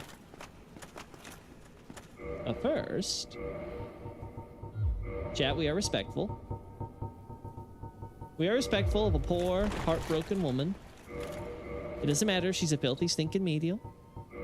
We make sure that we show class.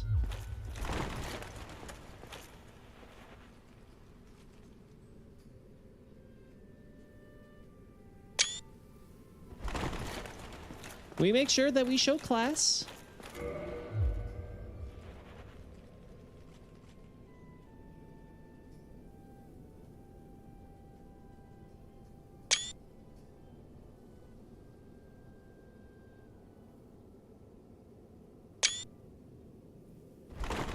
There we go.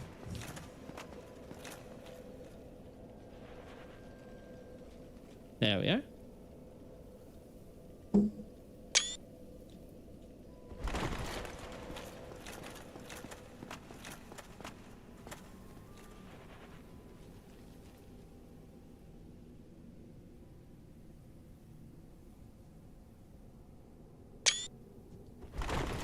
Those freaking, the dust in those god rays, man.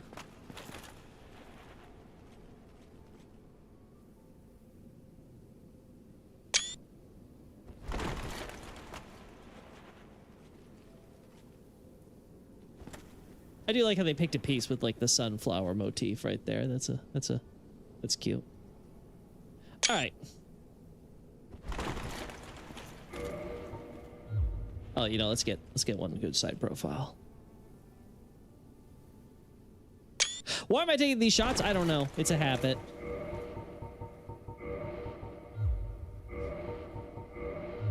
It would be funny if one of these days I start posting my my Abyssal Archive content to the website, but I don't think that's happening. I wouldn't want to screw over my publisher like that.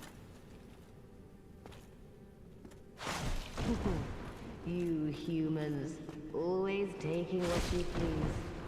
Then I shall do the same. Ah!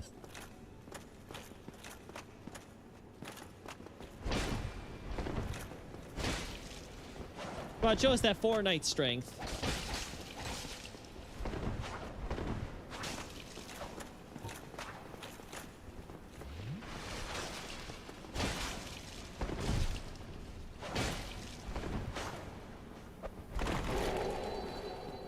Trying to keep me from healing, huh?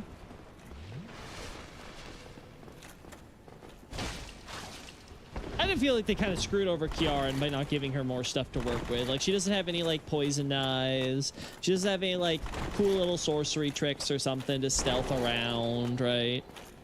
I definitely feel like this is kind of the lamest implementation you could of, like, the last of the 4 knights. Like, Goth, okay, we get it. Goth is supposed to be, like, the sniper of the group. He's not going to be, like, the craziest in close combat or anything, so he just fights like any other giant. I can buy that. But, like... Kiaran? Like, this is all we get?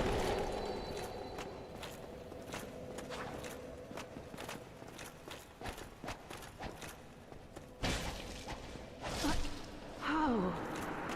You humans, my dear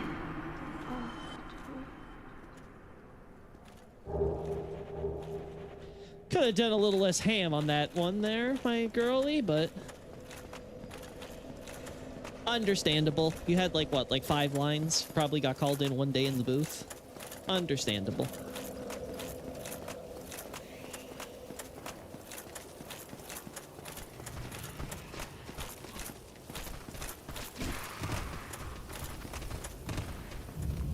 Using an Estus class, she doesn't last long at all. Yeah, I understand. They don't want to have the medials using Estus. It makes sense to me. They don't want any of the quote-unquote gods, like, doing that. That's for those half-dragon breeds like Shira.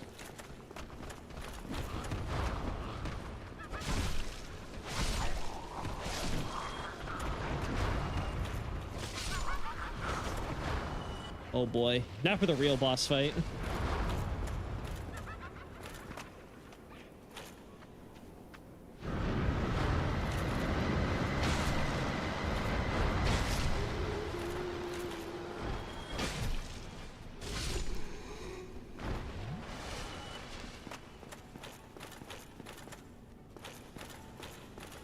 I see you, buddy. Oh, guys, I'm surrounded by Gwendolyn. He's using his illusion magic to confuse me. And he, for some reason, made himself headless.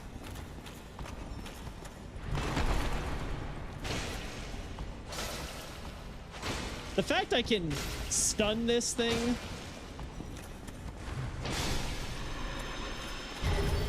was a choice.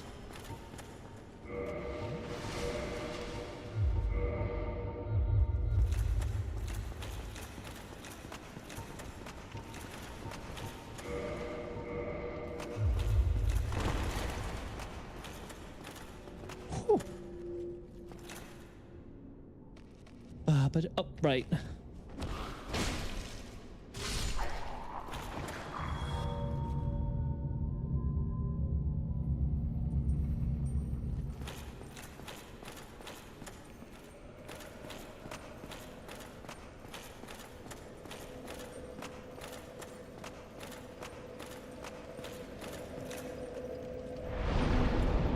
There we go.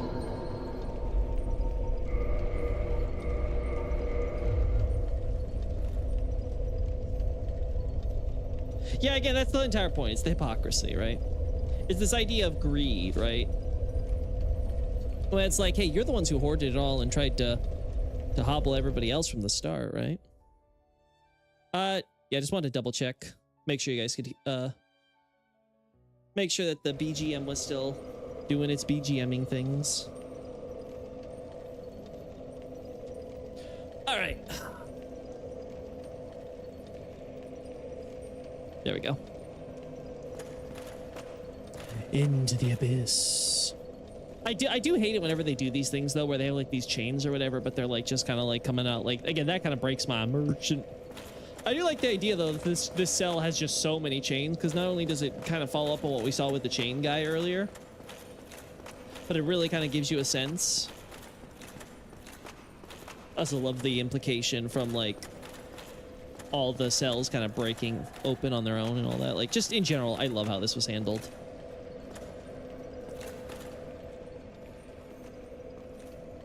I kind of wish they had a busted down gate this way.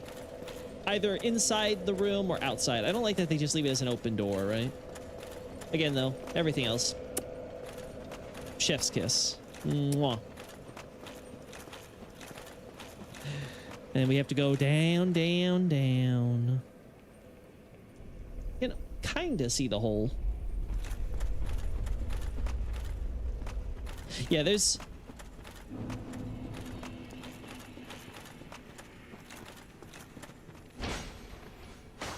There's always a lot of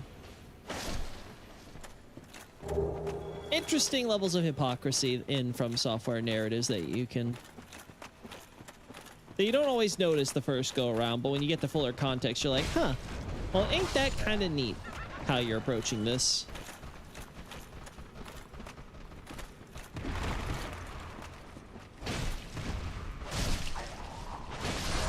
Oh, of course. I was hoping I could kill them before we had that, but no luck. I need to get behind the stalactite. Use a torch. Yes, use my torch. Dark Souls 2. Guys, we have a torch. Isn't that amazing?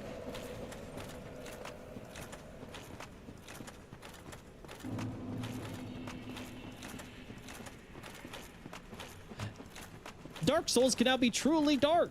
Because you'll have a torch to light your way.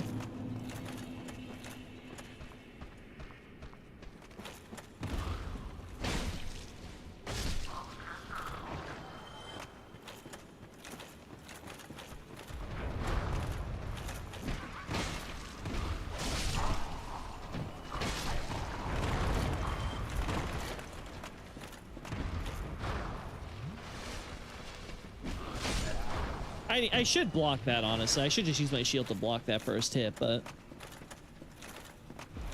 Ow! Ah, damn, I thought I could get to you faster. My hubris, my greed, my human greed, my humanity. This is what it has wrought. Whatever shall we do with this one? Send me in, coach. I won't die to the crazy lady this time.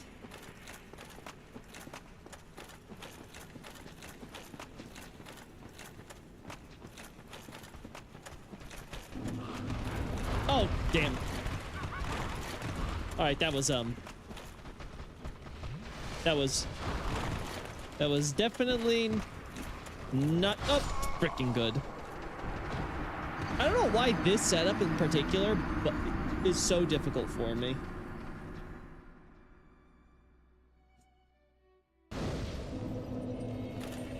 Anyway, since we're here in the darkness, let's go back to talk about Nox. Also, God, I love being able to see some of the ceilings and stuff to these areas and see like, hey, look, there's the pit we saw earlier when we were at Royal Wood. Like, yeah, I just love...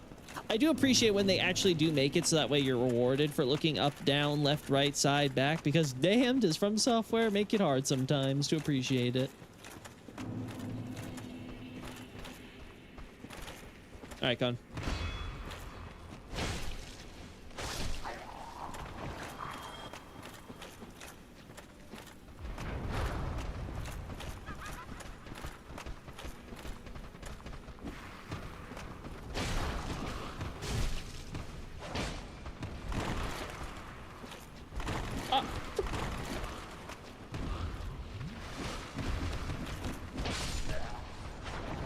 damn, I moved. I was like, wait a second, I forgot I'm not behind it anymore then. But going back to Nox, the silver stuff is very basic and straightforward. I like, because of the whole Night Rain stuff, I am going to mention the alchemy connection and make a very brief reference to Libra, because I think it is worth talking about. Kind of the idea of, like, you know, they're doing like classic alchemy. It's not called this such, probably because of stuff relating to, you know, the Japanese language when it comes to alchemy, and I'll make sure to bring up Libra in relation to that too, to kind of highlight that point when they actually do decide to use the terms. It'll be something where I'm like, yeah, you know, they're doing like alchemy, but their thing is not gold, it's silver, right? Like, that's not the ultimate end product.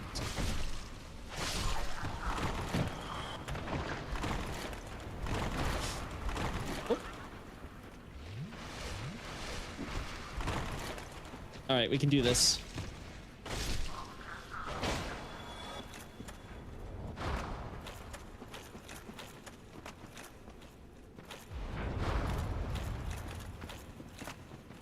There we go.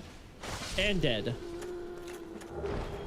All this just so I can get the sorcery. Playing Dark Souls and still yapping about AR. You know it, Nardi. We gotta fill in that runtime somehow.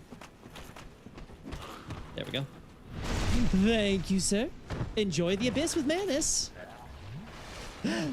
Say hi to him. Tell him I'm coming.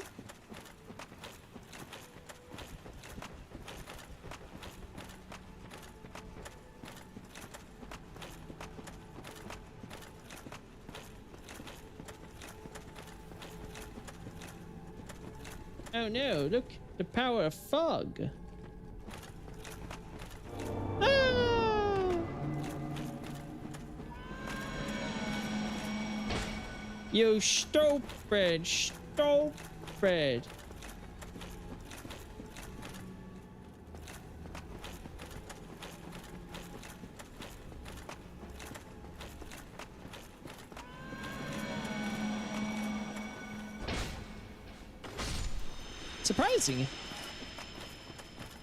Surprising how they're actually really they're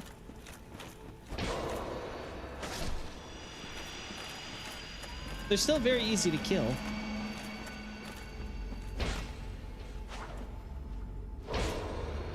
Again, I feel like a lot of the designs in Dark Souls, I think, are probably some of my favorites in From Software's lineup.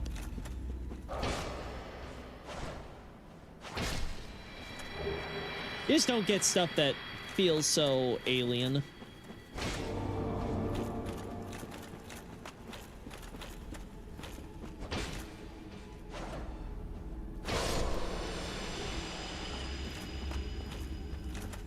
Playing DS again for the first time in 7 years and was blown away by how much the story drops off after we get to it.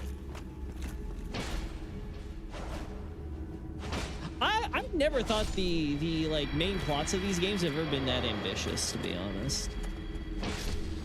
It's always like, go there, do this, it'll get you to your end goal, or to find out what your end goal is. Right? Like, they tend to be very checklisty type of narratives. I do like how this guy like kind of just bounces off. Come on, try it.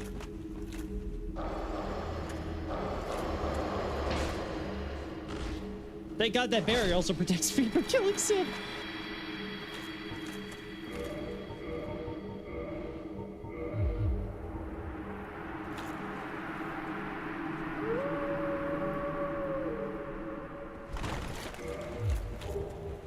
Thanks, buddy.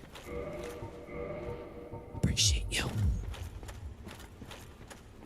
Cloaky, quick kill him. Quick, killing the dead children sprites. OML. No, I will kill the children if I so please. Not just the men, but the woman and the children too. I hate all of them.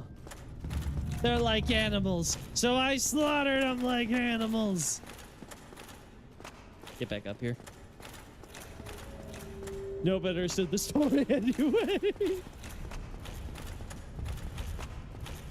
No, but yeah, what do I feel like about like the plot of like Dark Souls in general? Like, it has a good hook, you know, as good as a hook you can of being like, oh, there's like this prophecy thing and doing so. Like, it's very, you know, it's basic hero story. That's really what it is. It's like, okay, there's something intriguing here. What do we got to do? Oh, and we discover from the big snake guy after we ring these bells because we need the bells to be rung. It's like, oh, it'll open the way so we can keep going because the giants heard it. So, oh, this snake guy is telling us we need to go and become the successor to the king or whatever. It's like, oh, that's pretty cool and all that jazz. Like, okay, I guess I really should like do this or what have you. Okay, we're going through. We go through the trials and the tribulations or what have you, right? And then like you finally get over there and like, oh, it's Anor Londo. Okay, we're in this like abandoned city or whatever. You guys aren't gonna like roll out the red carpet. I have to go do this myself too. Okay, I guess. All right, so we figure out it's like, okay, I guess we gotta infiltrate in there and kind of get ourselves inside. Okay, good. We did that and all that jazz. I'm going through all this stuff. It's like, oh wow, crazy princess lady behind this weird sumo wrestler guy and his strange furry sidekick. Okay. Oh, so she's like the queen. She's supposed to be the princess. God damn it. Anyway, and she's basically like giving me this thing so I can be the successor or whatever, and like it's all like me or what have you, right? Okay, cool. Like I'm like the chosen one and all that jazz. Alrighty. And then like Framp's like, okay, now let's put the thing on the pedestal. Okay, you got it. Now I need you to go kill these guys. You know, like, you know, they've kind of already fulfilled their purpose or fallen off from the path that was chosen for them. So you kind of got to go and do this now. I permit it because I am your great and benevolent serpent. Oh, that was close.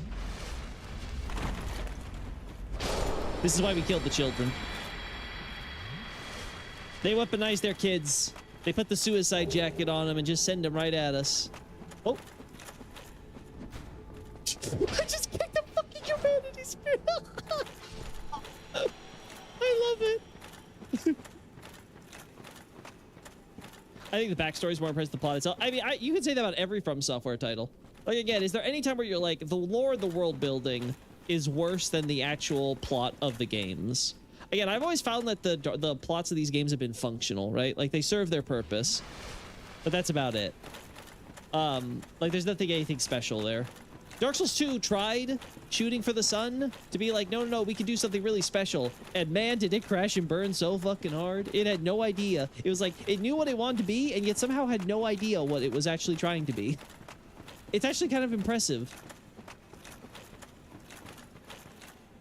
The level of absolute cluelessness. But,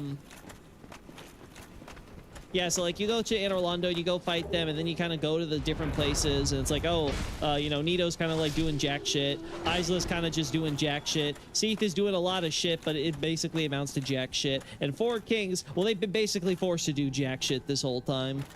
So, like, we kill them, yay, we open the way, and then now we get to go and fight Gwyn and Pleen Plon. Oh my god, like, I'm gonna be able to like tell you to rest king. It's time for me to take over. I'll make sure that this wasn't all for nothing. And then we go in and then we ring Link the Fire. And there you go, that's the plot. And then you do New Game Plus, you hear from your friends how there's actually like the secret ending thing. You go through, you figure out how to do it, you do it, like, oh my god, I was actually the bad guy this whole time.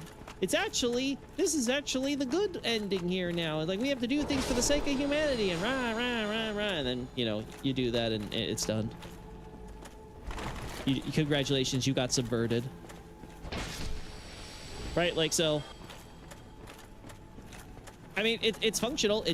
It's pretty by the numbers, I would say. Very classic hero's journey with the twist.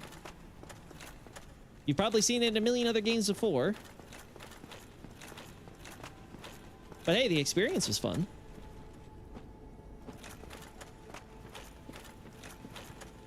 Are you usually just learning the best stories in these games? I mean, again, this is why when people talk about like story and stuff and like, oh, does like Elden Ring got into this big thing about like, did Elden Ring belong in the awards for having best story or whatever the category was, right?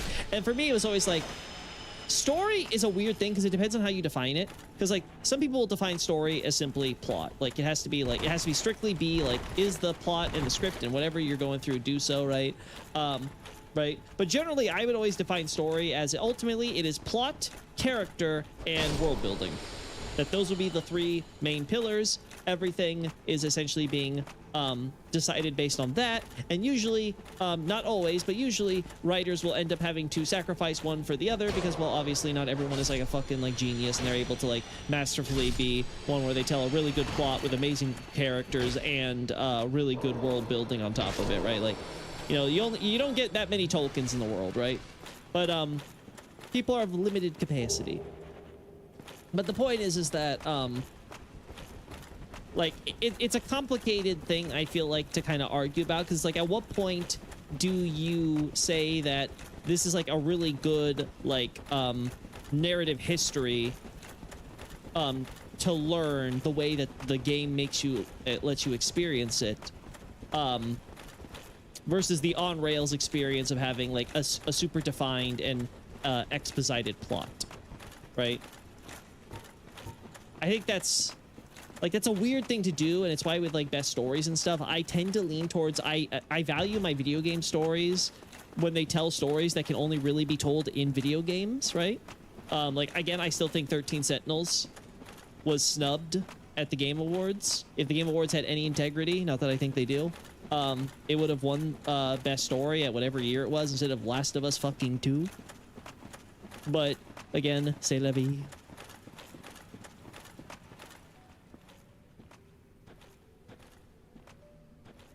Nito's a sad skeleton wanting his family.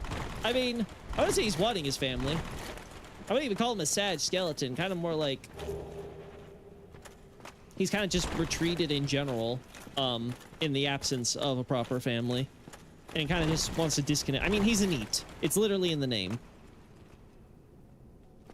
right? Like, he's your classic hikikomori. I really feel Elden Ring did more on the character side than, well, I haven't played Sekiro yet, but anything before that.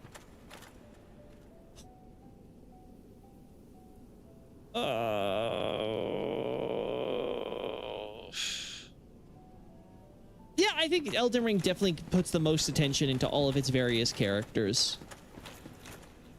Like, if you were to do like a straight up comparison between like an Artorias, an Ornstein, a Smough, to like would be another like super key boss, Izalith, Gwyn, in terms of like, you know, just amount of stuff, and then you try to compare that to like your Marikas, your Radons, your Godric's, etc. I definitely would say that, yeah, for sure, on average, Elden Ring definitely does a lot more than the others in that. And I think it depends, though, because just doing more doesn't always mean better. So, again, I think what we were talking about earlier with Miquella and Radon is a lot to that. I think a lot of people would have been happier if there wasn't as much going on there with Miquella and Radon storylines. Yeah, so it's one of those things where it's like,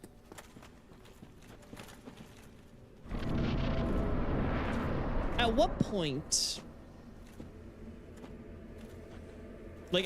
do you consider that the story that is being told is, like, you know, technically, you know, optimal versus doing something that is unique, innovative, and particular to its medium, right? Like, you could do the best, like, having like a camera put in front of a stage play, and you could be the most technically perfect stage play ever. It doesn't mean that it's conducive to what the possibilities of storytelling with film are. So I don't care if it's like the best plot and characters in film, if it's not really taking advantage of the film medium in an interesting way that only film can, right? And I feel the same way with video games. I think the problem is a lot of video games and video game writers and directors in general fall into the trap where they feel like they're it's nice knowing you all. They fall into the trap where they feel like they have to be more like movies, that there's this movie bias where it's like, oh, we're not going to be respected if we don't tell stories like they would film, and it's like, no. There are so I would say the best stories that I've seen in video games have definitely not been anything like films or movies. So I'm definitely not of the perspective. Woo! Damn, I'm gonna die here. I definitely have the perspective that I feel like where you judge like Elden Ring, Dark Souls, Demon Souls, or like any of the games on there in terms of story front, I feel like the way they tell their stories and the way that it supplies and stuff of the information, that the fact that they are like ultimately at the core, they tend to be basic stories. I don't think that really kind of hinders them in any way in terms of their value. Because I think the method of the storytelling and how it's being expressed in the medium is something that is just, again, so special. I forget. Can we just drop down here and... Yeah, I think we can, right? Asshole.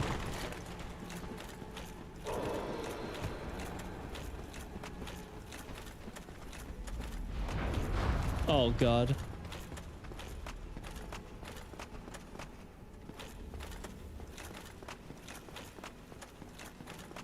Alright. Made it through the worst of it. Yeah.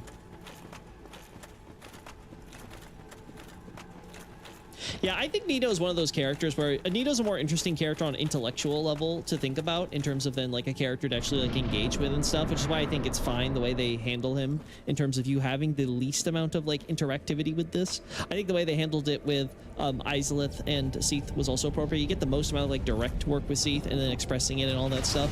And then with Izalith, most of it of course done through like Quaylana and the setup and getting to the daughters and things like that. I think that was like the right way to handle that with Izalith. Four Kings is a bit weird. Because on the one hand, I would have liked to see it if maybe like there was actually a little bit more done with Four Kings in terms of like, I don't know, they're getting free, or like they're finally free after so long. Like they could get out of that abyss or something, but like there's not even like a flare up or anything. Like they're just kind of sitting there chilling, waiting for us to come out. I feel like that is a weakness of the Dark Souls narrative there. I also, again, I made my complaint yesterday, very obvious about the idea that the entire plot line, with Seath basically is based on the plot convenience that that one snake guy decided he was gonna just kind of fall asleep next to the door that we're in. What a dumbass. It's definitely one of those moments where it's like, we can't think of a way to get the character out of this situation, so we're going to create something really kind of silly and hope they don't notice. Damn. Yeah, I do not remember how Manus fights.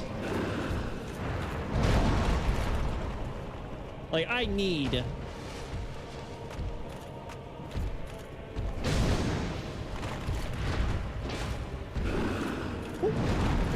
Damn. Damn.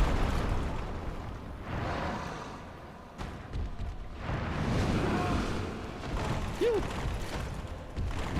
Damn. Like, man, it's give me a second to breathe here. He is not giving me a second to breathe.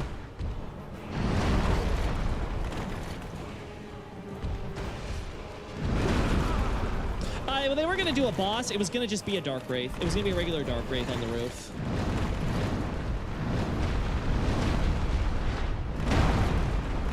Yeah, they did not,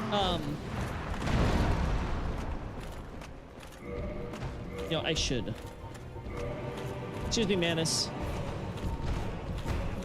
There we go. I have two of them, I forgot! It's so funny seeing the two there. Alright, here we go. Surprised I got hit by that. Damn, I went too early still. I keep forgetting how slow this game is. It's really weird for me. After playing like Elden Ring and Dark Souls 3, it's like, man. Even the faster bosses are still just got that little slowness to them.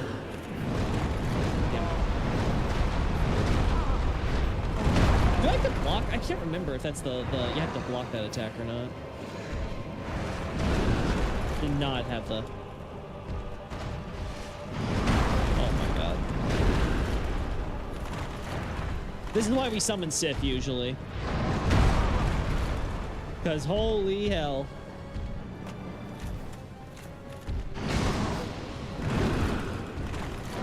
Damn.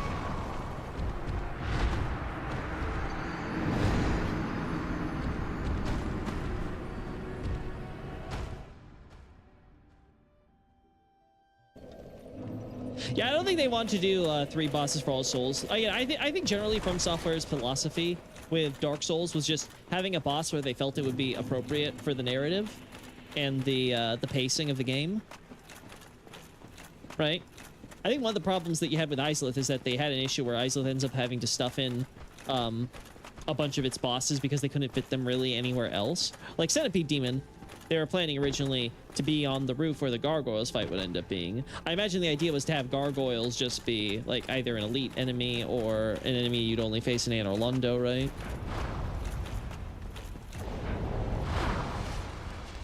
Thanks for wasting one of my Estus flasks. Thanks for making me waste two of them. Ugh.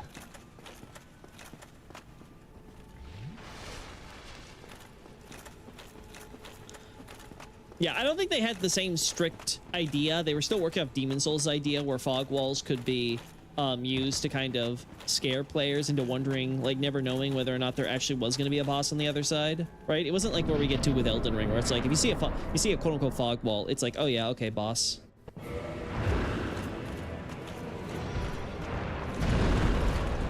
Okay.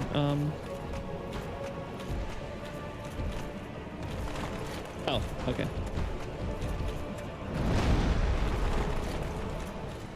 Don't mind me.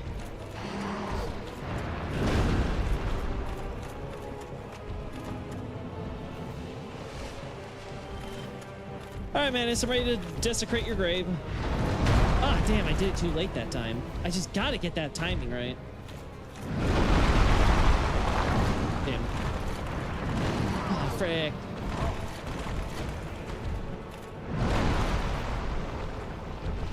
This is what I'm not sure if I'll be able to do in New Game Plus. Oh, damn. I need a two-hand. Too early.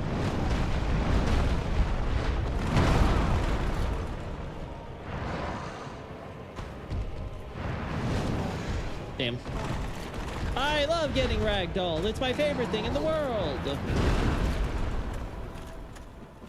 I wanted to see if maybe that arm I could hit, but oh well. Well, that was pointless. Oh my god, let me get up faster, game.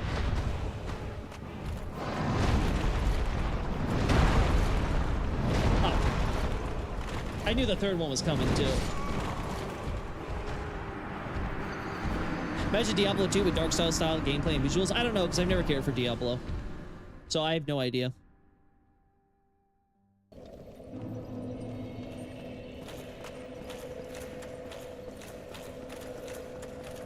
Yeah, there are fog walls in Undead Burg, I'm pretty sure.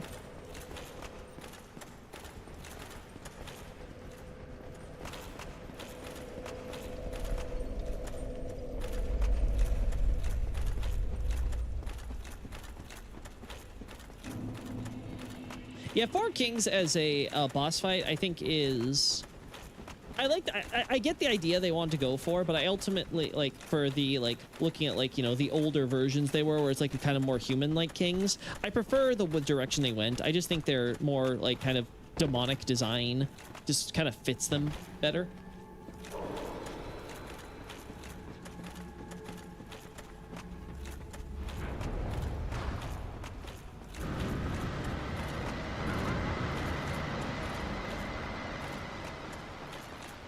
There we go.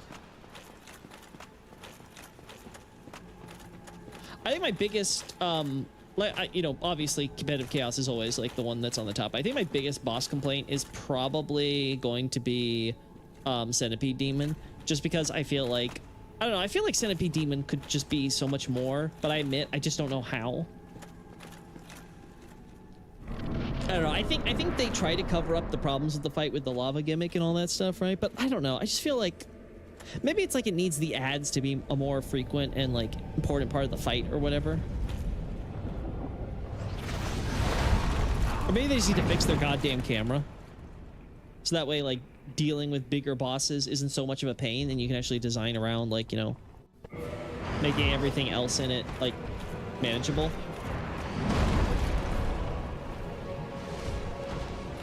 Alright.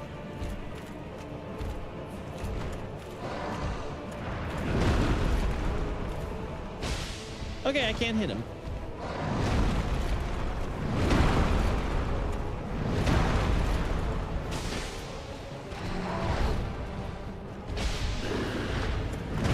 Ah, damn, too early. Okay.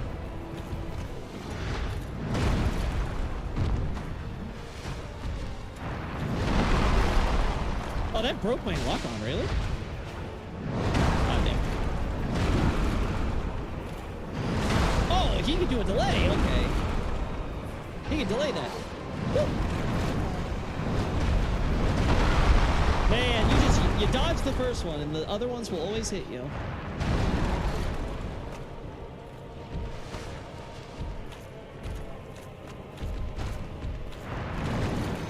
I can't believe I did not get punished for that. I went the wrong way. Damn. I feel like I used to be good at that, and now I just cannot dodge it for the life of me. I do not know the timing.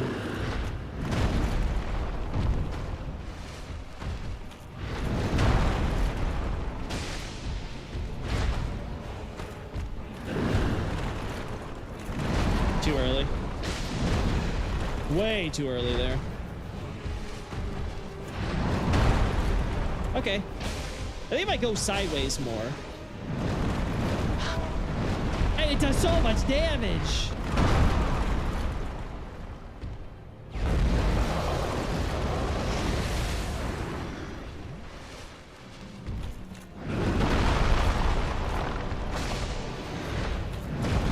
Okay, cool. Got it finally.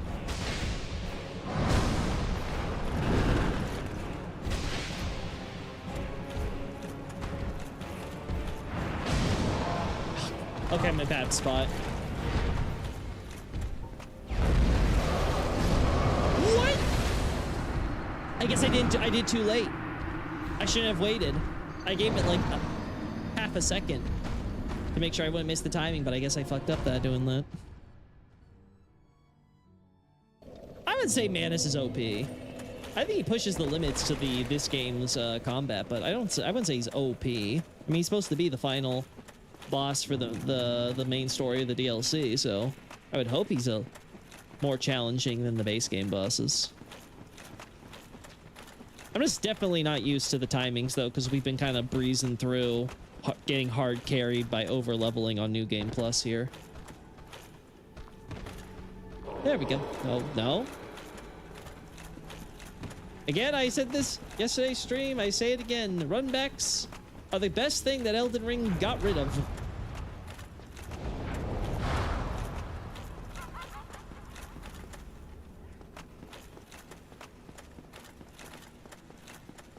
The runback did not need to exist.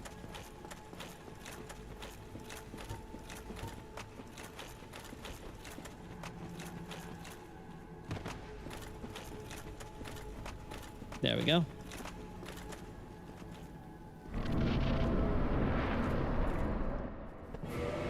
Oh, cool. That's convenient.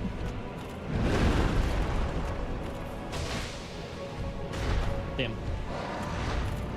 Too early. Yeah, like even I was like, no, that's way too early. There we go. Perfect. I don't think I would have gotten hit. That definitely hit me though.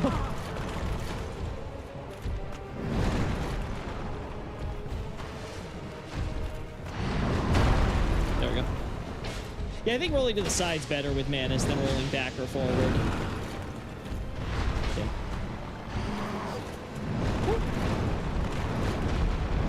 Me not having Chloranthy Ring also kind of hurts, because I feel like if I had Chloranthy Ring, I wouldn't be having so many problems where like I'm not dodging because I'm wasting stamina.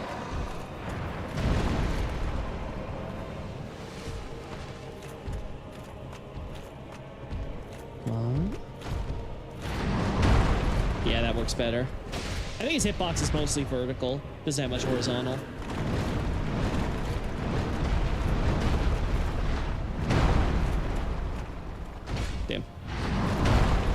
There we go.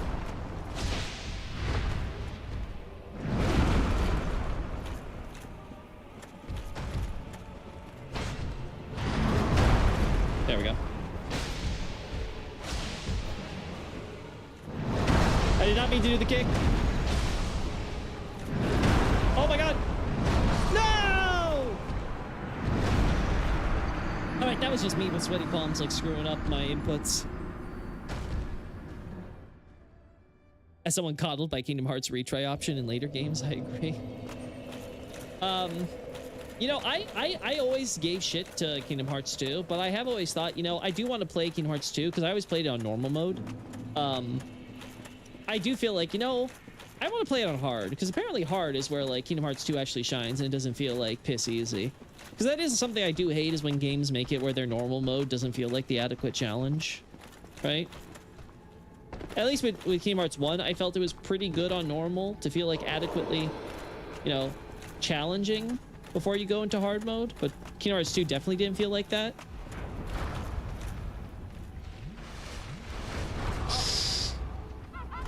I fucking hate you. Again, I hate runbacks. They should not exist. You 100% should be able to just have a stake.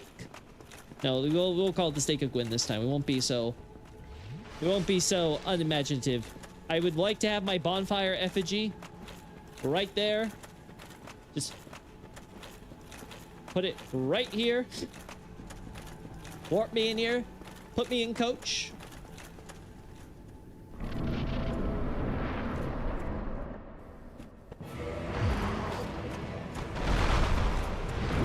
Woo! Oh, there you are.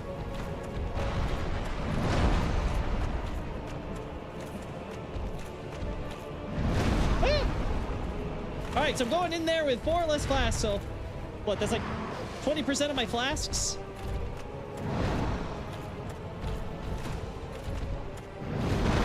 Used before I even got into the boss fight, so don't worry, it's a perfect handicap. I'll be honest, I thought I heard myself get hurt. I was like, what the hell? No, it's just my guy moaning, because for some reason he has a fetish for Manus's.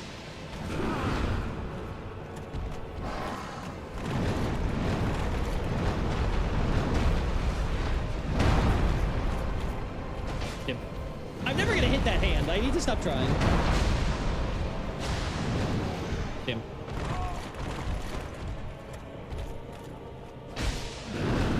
Cool.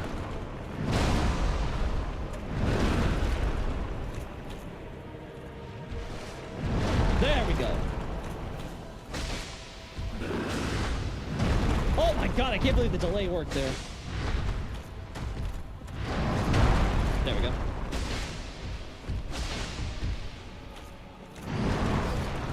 There we are. Ah, damn. All right, let's get our stamina back first. Okay, cool, out of range. Come on.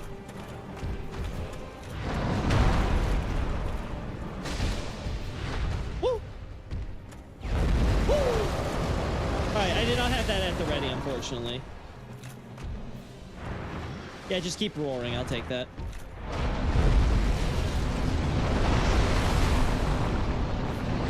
Oh, come on. Dude, that was too early. He had tracking there, too.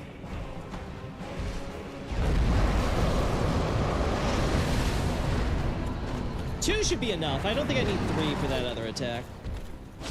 Imagine we could cut off Manus's tail, just saying. Whoop. Damn, yep. I was like, maybe I could just get out of range. Nope.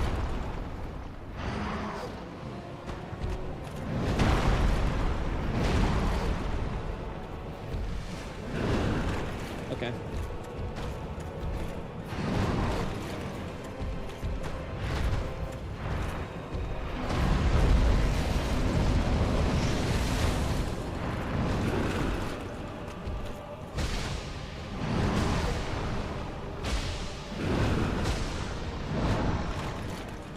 Ah, damn, I did not. I ran out. Woo.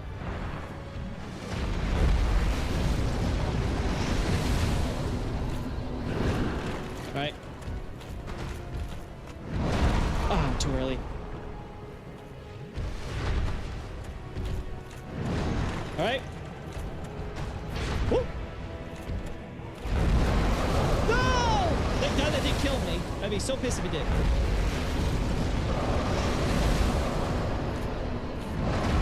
Where did that last missile come from, bastard? Like, who the hell thought that was a good idea? Like, you can attack me still, asshole. Oh, of course. I'm surprised it didn't knock me down. Is there, you know, giant axe head and all? Do it now while I can.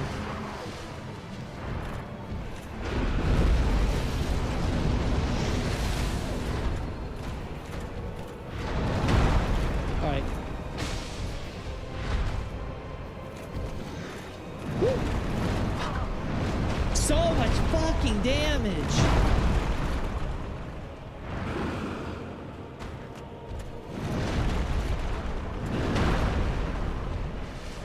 Oh my God, yes, we know.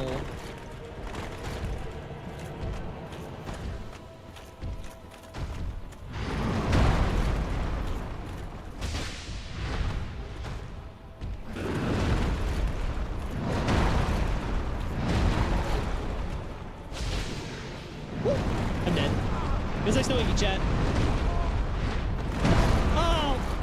I had the chance to dodge roll. It let me dodge roll. Like, what a joke. I hate it when it's like, oh no, it'll just ragdoll you. There's no point in dodge roll. Like, oh no, this time for whatever reason, it actually let you do it. Whatever. Whatever.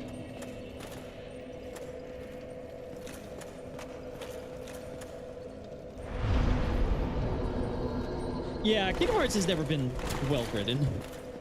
It has never been a well-written series. It has always been a series that has survived on its heart. It's definitely one of those series where I say, yeah, there's a whole lot of heck and a lot of character, and it came at the cost of literally everything else. Though even that, that just had a noticeable dip when it came to 3. I just could not bother with 3. All right, can I go in without missing? Can I go out without losing all my Estus flasks before the fight even starts? Thank you.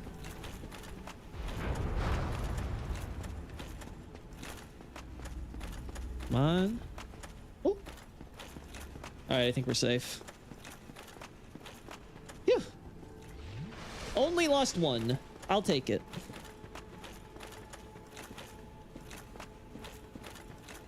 I'll be honest, I wish they did more with the button mashing and grab mechanic as well. Like getting up from the ground, like just a lot of things in general. Like if you're gonna take control out of the hands of the player, at least give the player something to do to try to mitigate it, you know? Like I'm not asking for like fighting game grab breaks or anything, where I just cancel out your grab. Also, that was kind of stupid that he just did that. Oh, thank God I didn't do the jump, that's all. Hello? There we go.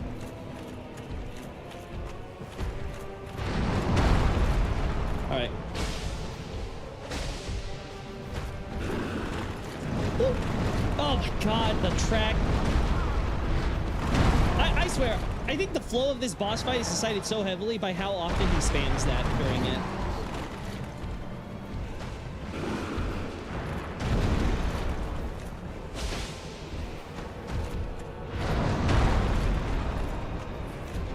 Oh, damn it. You just had to do the swing. Okay, that was just me doing it way too early. I got panicked. Woo. Yeah, like shit like this annoys the fuck out of me. Oh, wow. That was not as much as I thought. Okay. Can we get like closer to the middle of the arena so I have like some room to maneuver with you? Come on, Manus. Let's go like... Okay, that was just me being stupid. We're not doing good on this fight. It's all because he did the stupid frickin' juggle. Oh.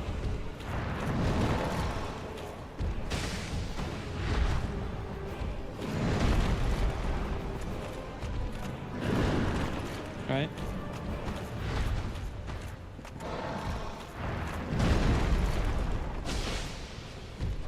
Damn. Did not do the follow-up. I'm surprised. damn, too early. Way too early. Okay, too late. I pressed the button and didn't do it. I just want to point that out. Worthy trade. That, not so much. Oh god. Well, it was nice knowing you, Jet.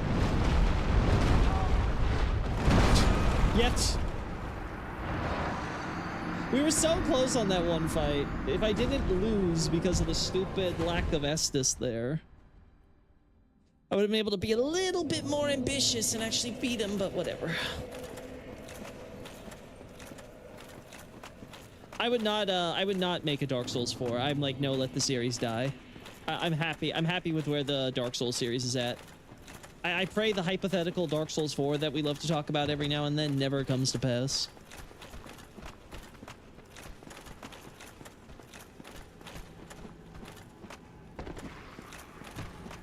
There we go. Phew.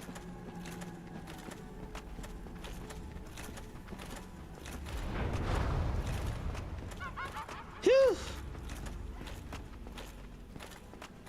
Actually going in there with minimal damage.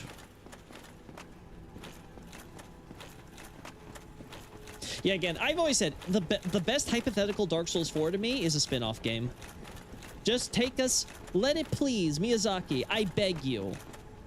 The problem wasn't your control, you being too controlling, Miyazaki, with what you wanted for the IP. The problem was that you were too obsessed with the Dark Souls game being defined by the question about to link the fire or not link the fire. No one gives a shit, Miyazaki. Just let us enjoy your world with the characters in it.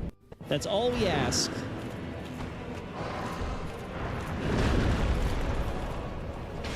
Oh, okay, sure.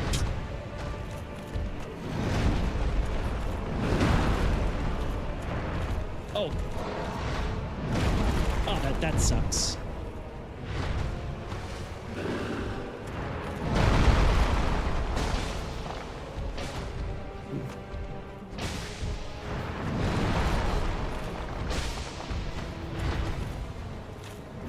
Ah, damn. I was looking for something else.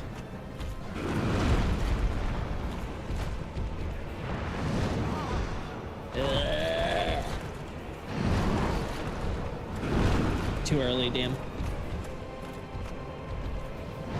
Ah, fuck. Wasted.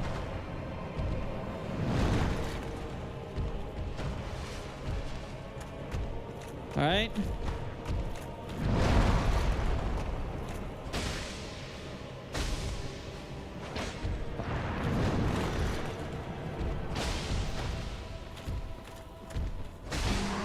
Well. Yeah, the only thing I can think of is I have to block that. I have to switch over to my shield. Ah, damn, too early. I had to switch over to my shield and just block it as much as I can until I run out of stamina. Yeah, you do the roar. Just let me heal.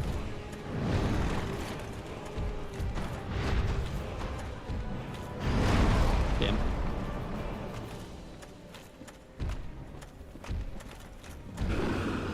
Are you kidding me? God! I hate that attack. Easily my least favorite attack in his arsenal. It just comes out of nowhere. It's like, well, what the fuck do I do? Oh my god, this too.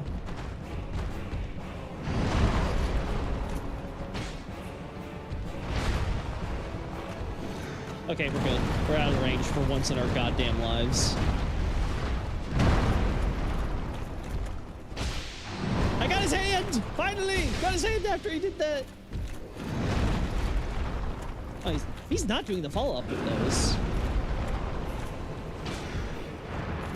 It's really weird for me when he's not doing the follow-up. Damn.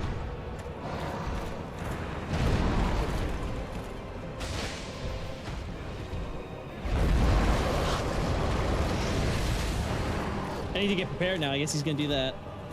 Actually gonna do his sorcery.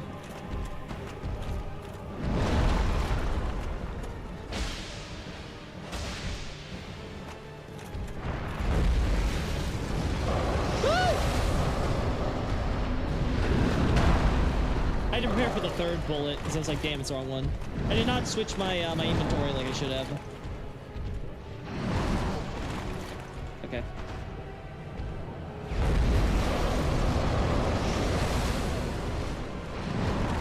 Phew!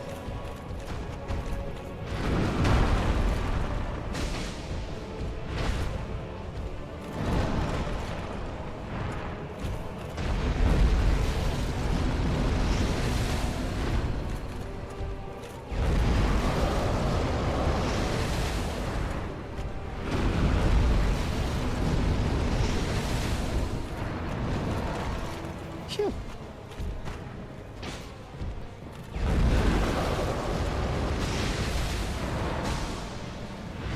Fuck. I knew it. I was like, you're gonna come up to me and do that shit. I saw it. I saw it coming a mile away, the asshole. Like, I was like, I knew it was gonna happen.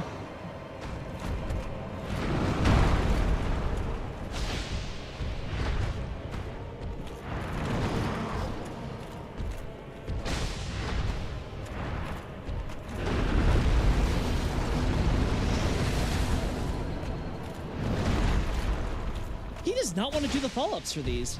It's really weird for this one. Okay. Ah, fuck. Fuck! That one I could dodge roll.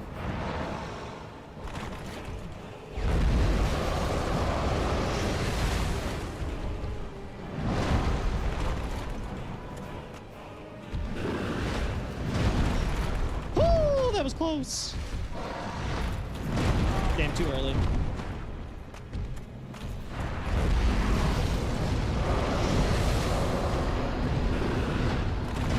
Damn, too early.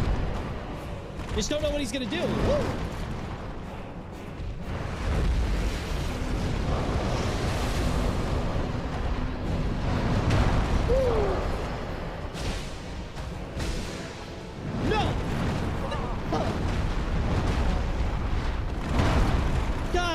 You. All right.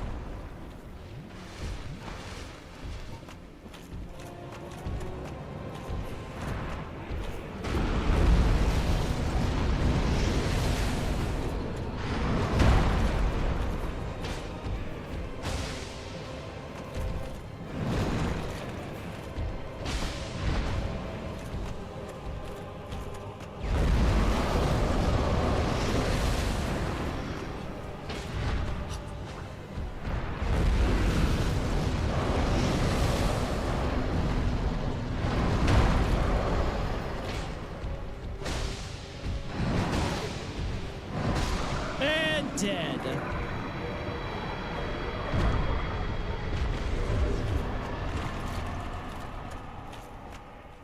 We did it.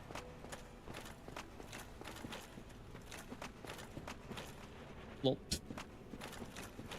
Woo. Phew. Phew. It's been so long since I've done that fight on New Game Plus, man. Also, don't I have souls I should be picking up?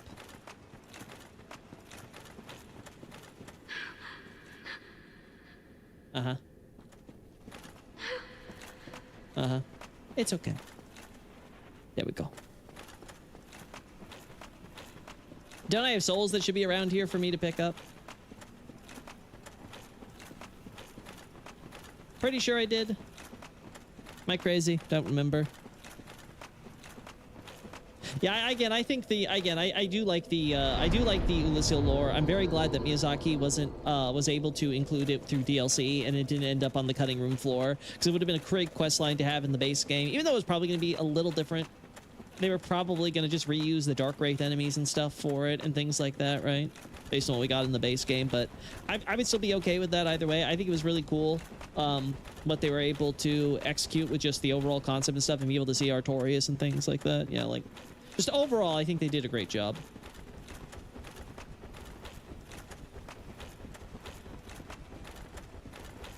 Am I crazy, chat? I could have swore.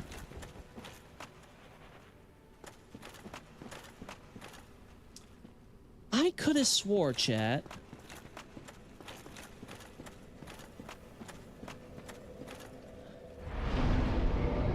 that we had that I had souls here. I didn't lose them. No, I can't because I would have died in this fight anyway, so.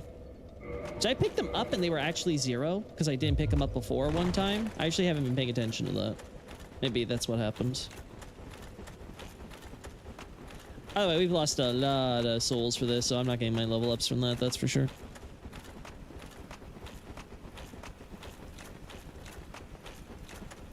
I had to basically treat it as Melania's waterfowl when I feel it's ready, except Manus can use it from the start and doesn't have a 30-second cooldown. Yeah, like, Manus is, it's definitely one of those attacks where it's like, okay, I guess I just have to tank this. It's definitely one of the shitty parts about that. Easily his worst move. Again, I would not mind it so much if it was something where like, okay, at least the last one, I can consistently remove it. Because you can't. You're just like, oh, okay. Like, sometimes you will, sometimes you won't. It's like, man. I feel like I'm going crazy, chat. Did I actually pick up my souls this time and they were actually like that low? Because I didn't pick them up before or something? It's driving me mad.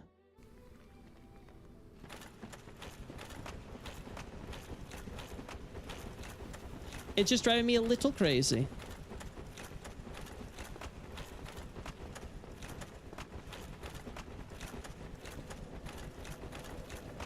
Oh well. Oh well, doesn't really matter. That's basically everything except Gwyn. I don't want to go into New Game Plus Plus though with this character, so I think this is where we're gonna have to stop it. Unfortunately, I never got to make it to the endurance level where I could finally have a fast roll on this armor. Very, very, very sad. So I guess we'll try to wrap things up by going to Great Hollow or something.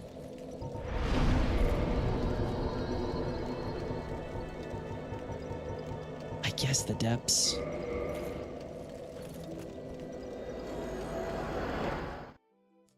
Whatever gets us the blight down, right?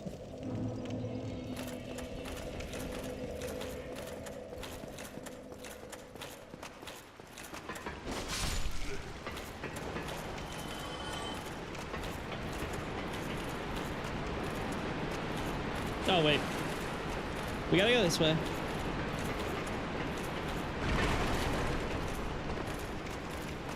I went back, you picked up 13 souls. I must have forgotten to... I must have definitely forgotten to pick it up at some point, and I lost all those souls. Well, at some point I gotta farm like 300 souls or whatever it was, so... Between losing like all those Artorias souls and this. We gotta farm. Jesus Christ, how many wheels do you need down here? What do you think this is? Dark Souls 3?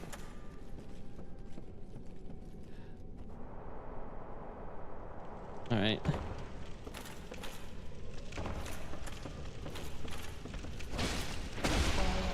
God, that damage. Don't mind me, just going through... I don't know what you call this, like a sewer drain, I guess? It's a bit weird because, like, they do things that definitely are like, yeah, that makes sense for a sewers, but I'm like, I don't think actual sewers have these things. You know?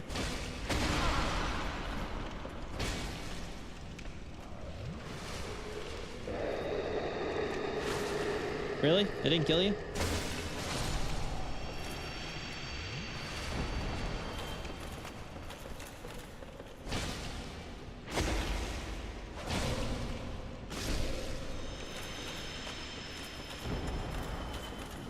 Alright, rest of you I'm just gonna run by. Frickin' discount depraved ones. Tom Hall's Antique Wheel collection.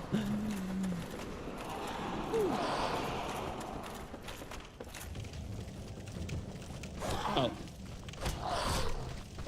Oh. I forgot what's the kick button here. Is it R2 or L1?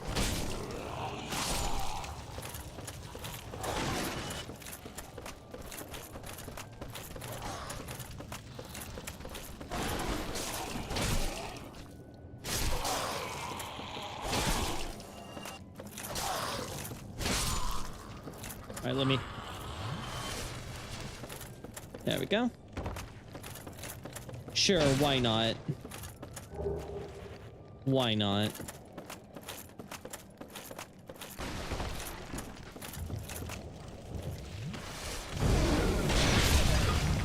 Little boy, big flame.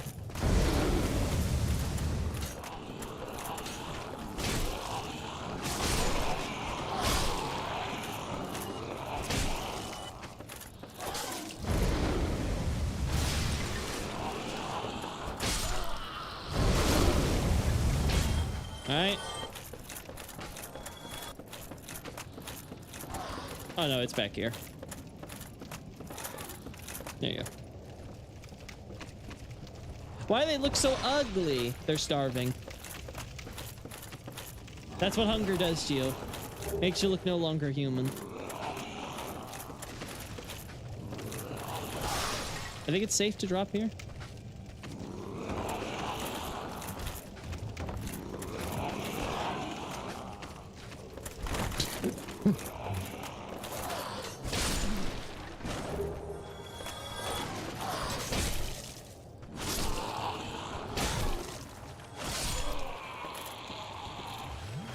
There we go.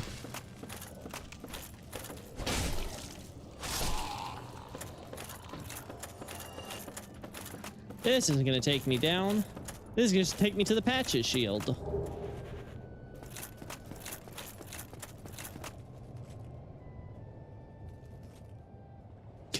The BGM is not appropriate for this area.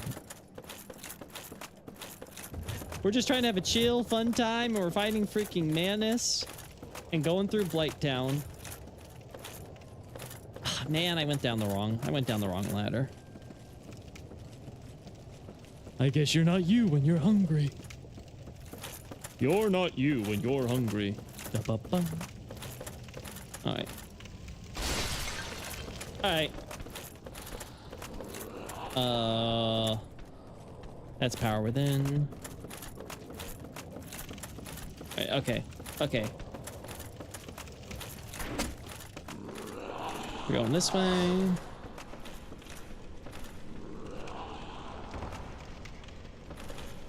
All right.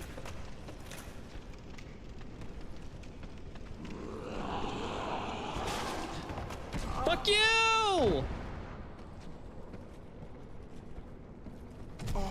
Fuck you! There you go.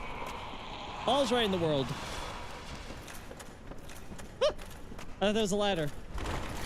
That was in fact not a ladder.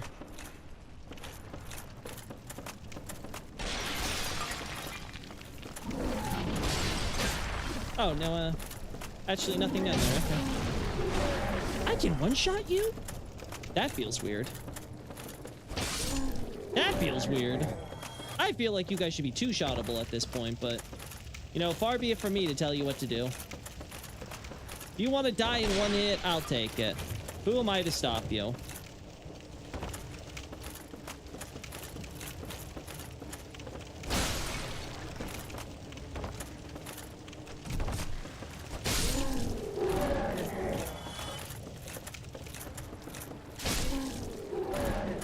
I already was surprised to discover these things were once human.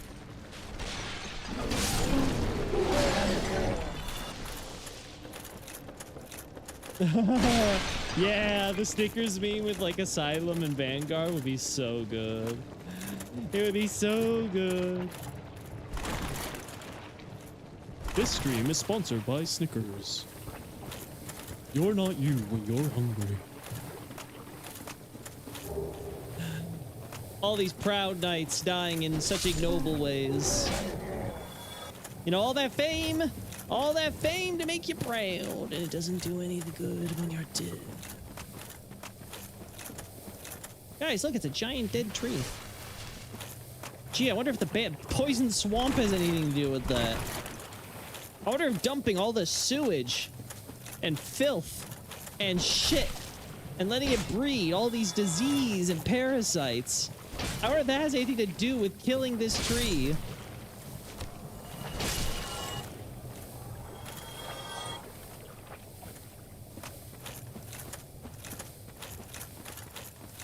Gee, I wonder. Ah, well. Would you look at that, chat? I guess it's just a dead end and we gotta keep moving. Of course not. Oh, maybe it is a dead end. I guess it was a dead end. Imagine somebody was just like, oh, I thought there might be an illusory wall here or something. I guess not. I just left. Gee, someone leaving their humanity behind. I wonder what that's foreshadowing.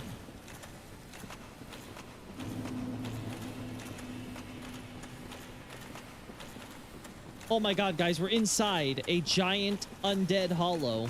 The game just told me it's the deepest lore.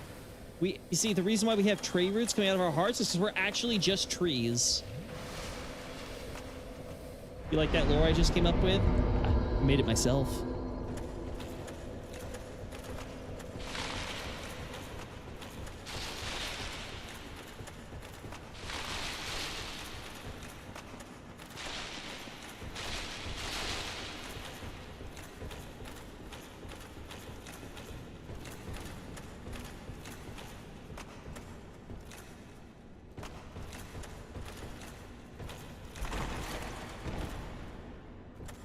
Uh-huh.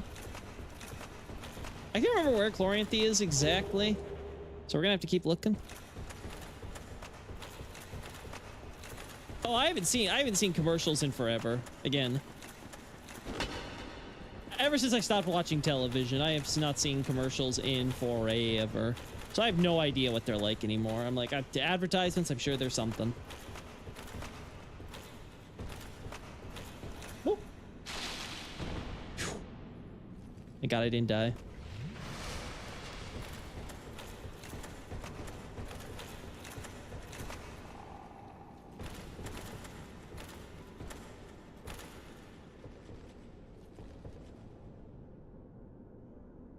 Not seeing any items I particularly want that way, so. Boop.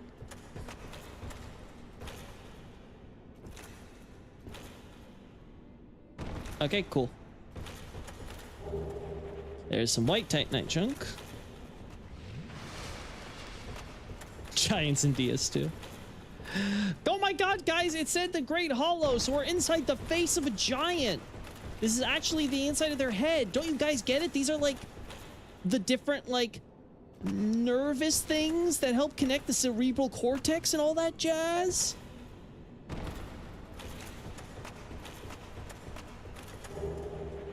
Wow, we're getting like everything except the Chloranthy ring, huh? Oh, Chloranthy, my Chloranthy, wherefore art thou, my Chloranthy?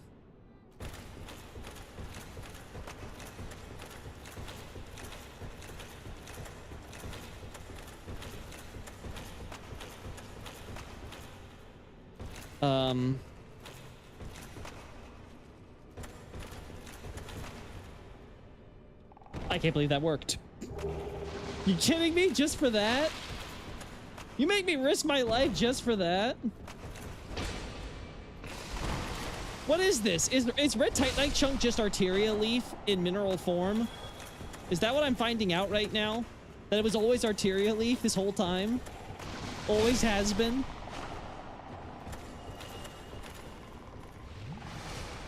The kiln of the first flame is a giant face hole. I'm pretty sure Chloranthy is like in the middle section or something up there, but it's okay. It's fine. It's fine.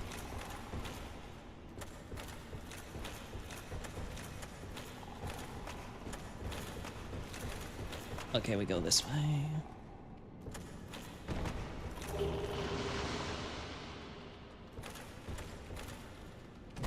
I should have.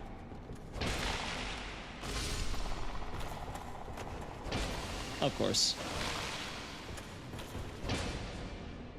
Okay, sure.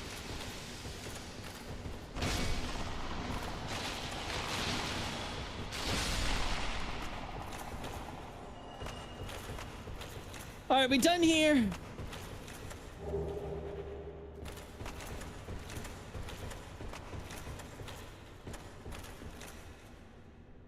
Man.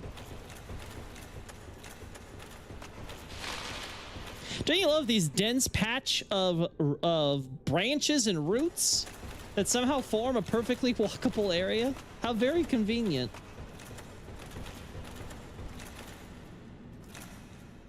They just happen to form perfectly walkable platforms by just the sheer density for some reason in those specific spots. It's amazing how that works out.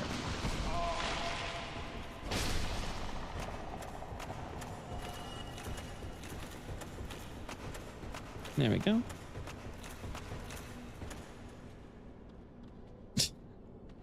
This is a car through the Great Halls beneath the Antarctic ice wall. I was about, oh my god, another 5 years of Three Houses discourse.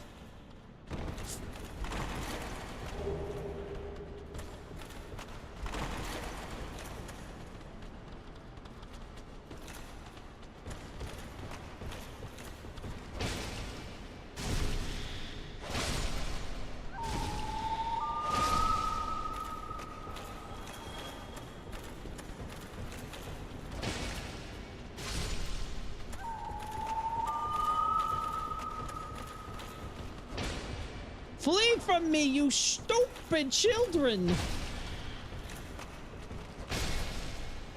They're the parents.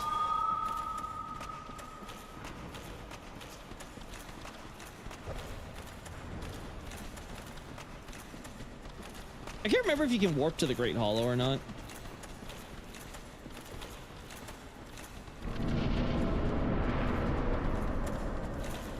Oh well, I guess we're Oh. Either way, I guess we're coming down here.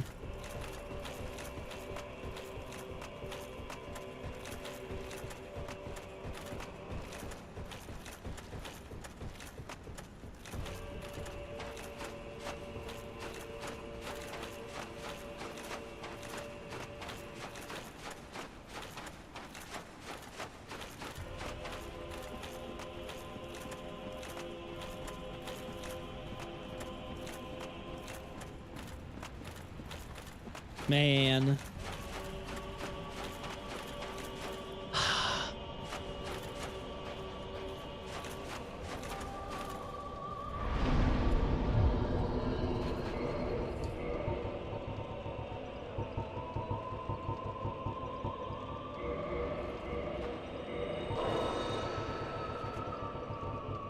I will do this.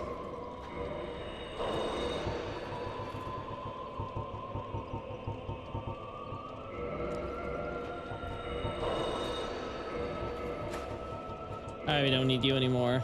God, I have so many goddamn.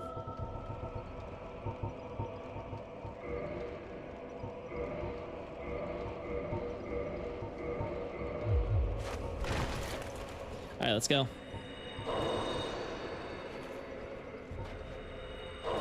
We'll keep doing this until we get the level up. Give it to me. A tree link to another dimension. What's next? Do something like this with the final area in the game. It's not even another dimension. This is just deep underground.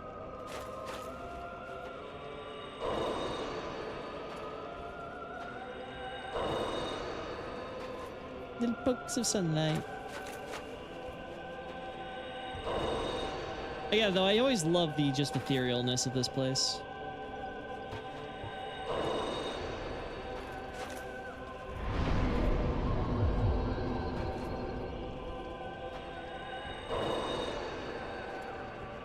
The nameless soldier being 1K, it's like, oh god, we're gonna be here forever.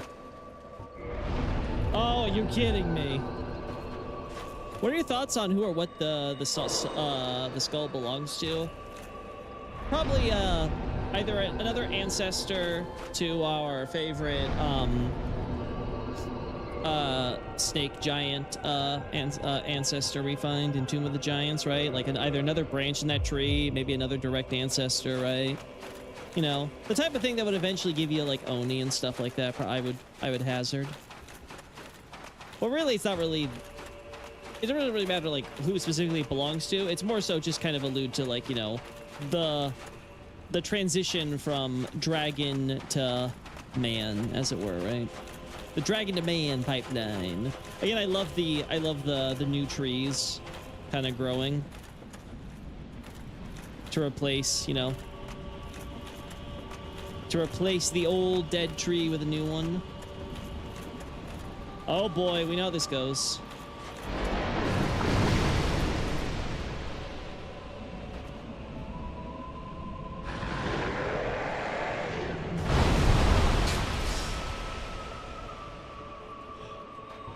No, wrong thing.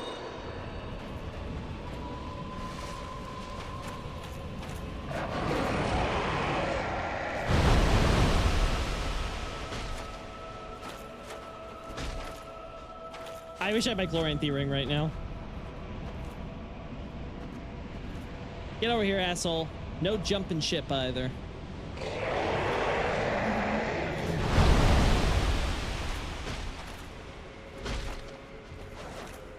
All right, come on.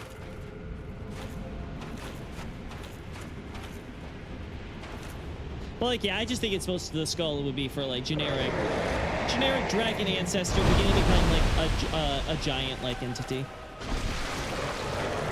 All right, one less bullshit.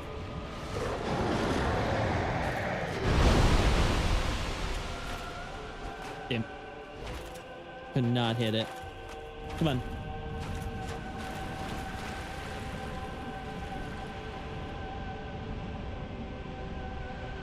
I do like getting a better look at their color here, for sure. Fuck. Ah, man. Yeah, I know. I figured. I was like, I'm pretty sure Chloranthy's in the middle area. It's just I completely missed it earlier on because I decided to just keep going deeper. I should have kept trying to explore to get through the middle sections.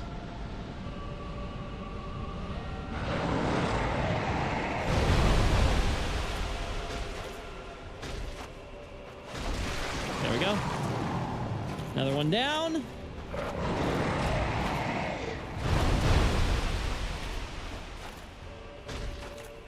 They were certainly ambitious making this thing like one of these optional encounters you could try killing, right? I'm actually trying to think of another like non-boss enemy that's this big. I guess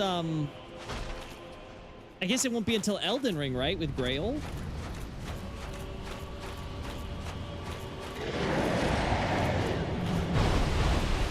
Though Grail's more like a summoner type fight where like Grail doesn't do anything, right? Like, does Grail even have an attack? Or is it just roaring to summon the dragons to her?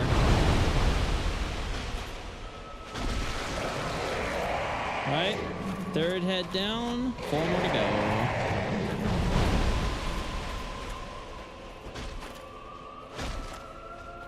Damn.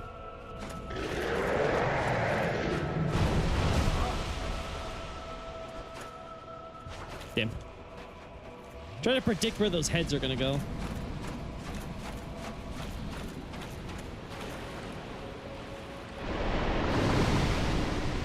All right, come on.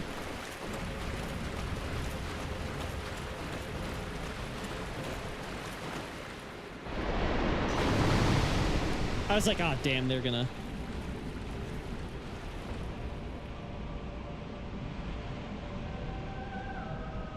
Also wandering mausoleums. I don't know, I consider wandering mausoleums more like a... I don't know, it's more like an environmental... I don't know, event? I wouldn't even call them a hazard, right? Definitely not an enemy. All right, third one.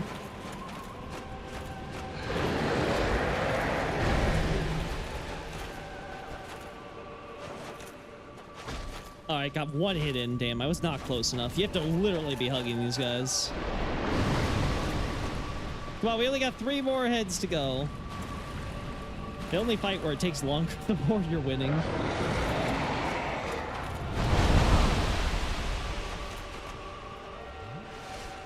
No, you gotta take longer, my friend.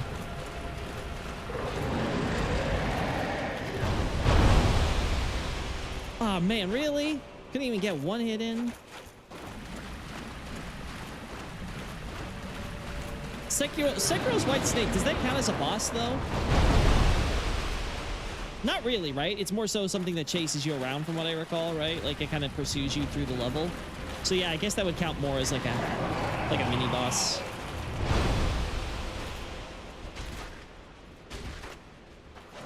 There we go. All right, 2 left. What do you think about Hawkshaw's theory about the skull being from Divine Blacksmith? I'll be honest, I was not aware this was Hawkshaw's theory, and I would say absolutely absurd. I definitely do not agree. I got one hit in it. But I can't believe I can't believe I killed it before. I killed the thing before I even killed off all its heads. But yeah, no. I have my own thoughts on, I assume when you say Divine Blacksmith, you mean the blacksmith deity? Though, because I can't even imagine trying to say one of the two Divine Blacksmiths that we see is missing their heads. So I'm going to assume we're talking about good old Vamos. But, yeah, no.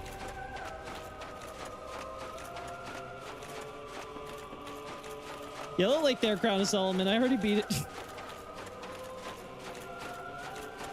I forget. Is there anything in here? Yeah, there is.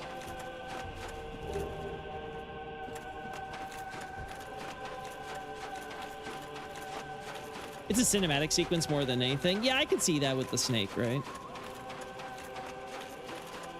What's the reason why our character in BB knows to seek Pale Blood / Moon Presence and is immune to Beasthood? Being immune to quote-unquote to Beasthood is the same as being immune to quote-unquote hollowing for the main character in Dark Souls. It's simply a matter of you're just built different. You have the willpower to resist long enough that the plot requires. That's it. That's all. In fact, you could take it that the problems with choosing the Awaken ending is that you're never going to turn into a beast because you've already, like, shot yourself up on all that blood. So, like, you're just going to have to live the rest of your life dealing with the beast scourge. So you may as well become a god if you're going to have to transform anyway, right? So there's that argument for the third ending. I'll still take my chances. I don't want to become a slug. I'll Amelia it out.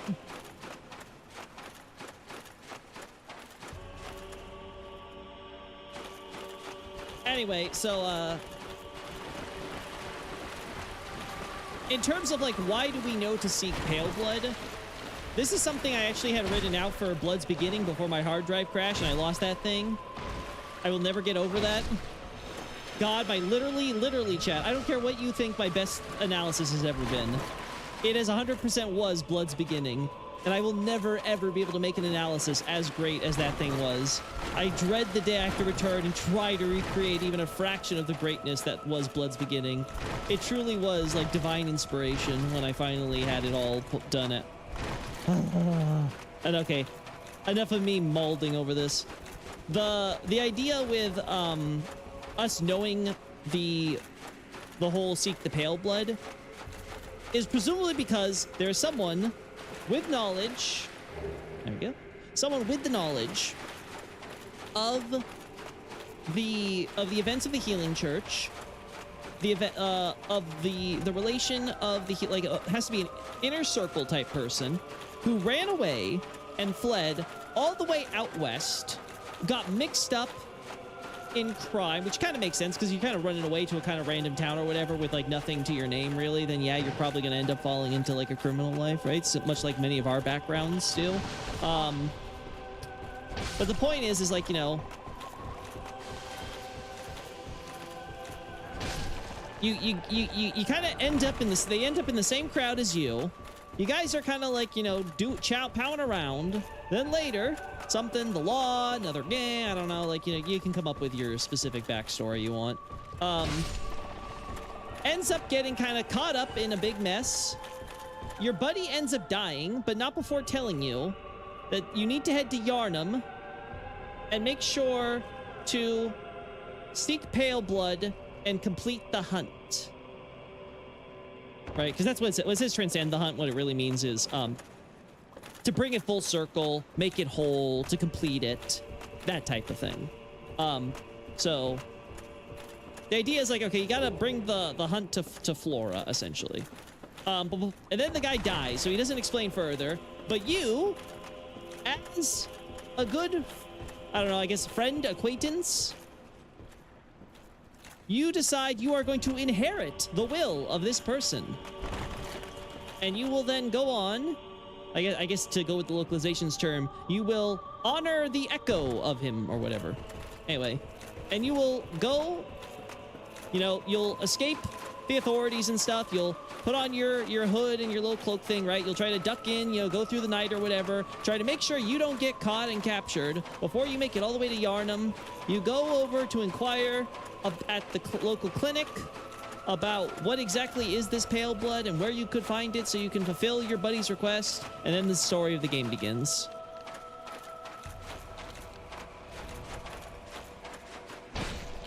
So that is, as near as I can tell, what the implicit backstory of the character is, based on everything we have from the various backgrounds we have, including if we choose, what was it? Not educated, right? Professor, was it? No, it was specialist, right? Like a specialist background or something. I forget what exactly it was, right? But even then, they specifically mentioned the two, They specifically mentioned the two, like, oh, you know, you could be like a professor or a detective, or right, like, and they specifically took the two things that in popular Victorian detective novels were the people who were like the criminal masterminds, you know, like your Moriartys and stuff. It's like, oh yeah, okay. So like they purposely make it where it's like you can feasibly be a character who ends up in kind of like a life of crime, so they can set up this scenario where this mysterious, mysterious compatriot of yours will end up being this kind of like close enough friend that you're willing to try to go all the way to another town in order to kind of honor his last wish, right? Because again, that is, again, the reason why I word things the way I am is because like that's specifically like, you know, the theme of the game, right? Like inheriting the final will of your predecessor, right? Obviously, one of the endings is literally about you basically kind of inheriting the left will of Gehrman by taking Gehrman's, you know, kind of like takes a darker twist with that, with you taking Gehrman's place in the nightmare. Well, sorry, the dream. Hey, buddy. It was nice seeing you. So that seems to be the scenario that we're dealing with in terms of justifying everything in Bloodborne. And then Miyazaki's like, okay, but we're gonna wipe your memory anyway, so it's not gonna matter. You're basically gonna be clueless anyway, and you're gonna be trying to go forward, and maybe kind of sort of you'll do this at the end. Give me that sword. No, I will not join you. I will not become a Zen Buddhist.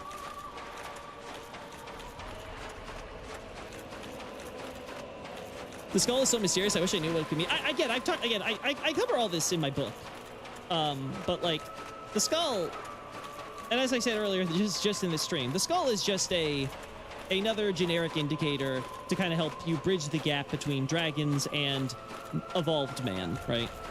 Okay, we got like dragons. The dragons start turning into kind of like humanoid, you know, specifically giant-like figures, right? And eventually they become the snake giants we get. Then the snake giants eventually become like beastie canine giants, and then the canine giants eventually evolve into the primate giants that we know and all that jazz, right? And so on and so forth, right? So it's purely just a way of kind of creating something that's kind of nice, that inspires the imagination of what exactly this would be, but serves, like, as far as like a narrative is concerned, as just like kind of a general piece to kind of help you connect the dots on the evolutionary history. Yeah, again, I really am sad about Blood's beginning, but one of the nice things I'm saying is that by working on the other topics and stuff, and like once Tumeru's done, I'm really excited for that one, by the way, guys. It's really good. Once that's, it's not, I don't think I'm gonna finish it this month. I think I'm at a part where I'm legitimately a little stuck on trying to like string some things together, but I'll be able to work it out eventually. I'll figure out how to get it all to be cohesive. But like once that's done, that's gonna be a really great one for everybody to go with Is. And then the question is whether you guys want me to do Is, Gascoigne, sorry, not Is, Loran, Gascoigne, League. I'm gonna do Blood Saints because that one was so close to Tumeru in the poll. I'm like, okay, I'll give people their bone and do Blood Saints after. But yeah, basically League, Gascoigne, and Loran would be like probably the three big ones. There's another one I missed, I'm pretty sure.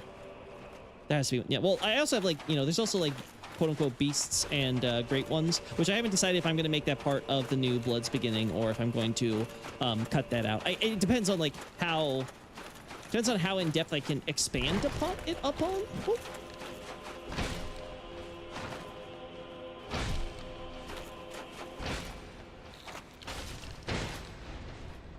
There we go.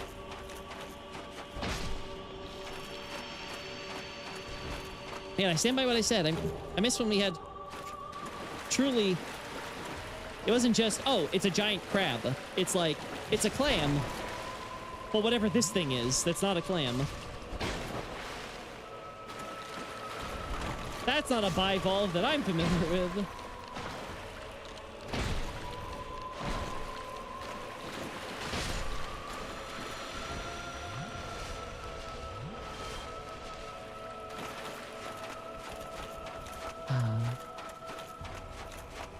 Since we're all in love with this skull here, I think this is where we'll end it.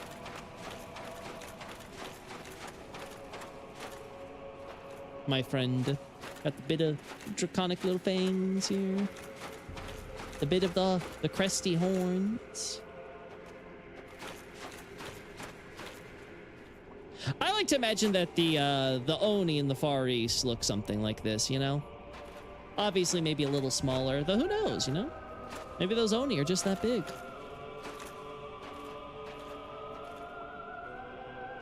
Got the big tusks.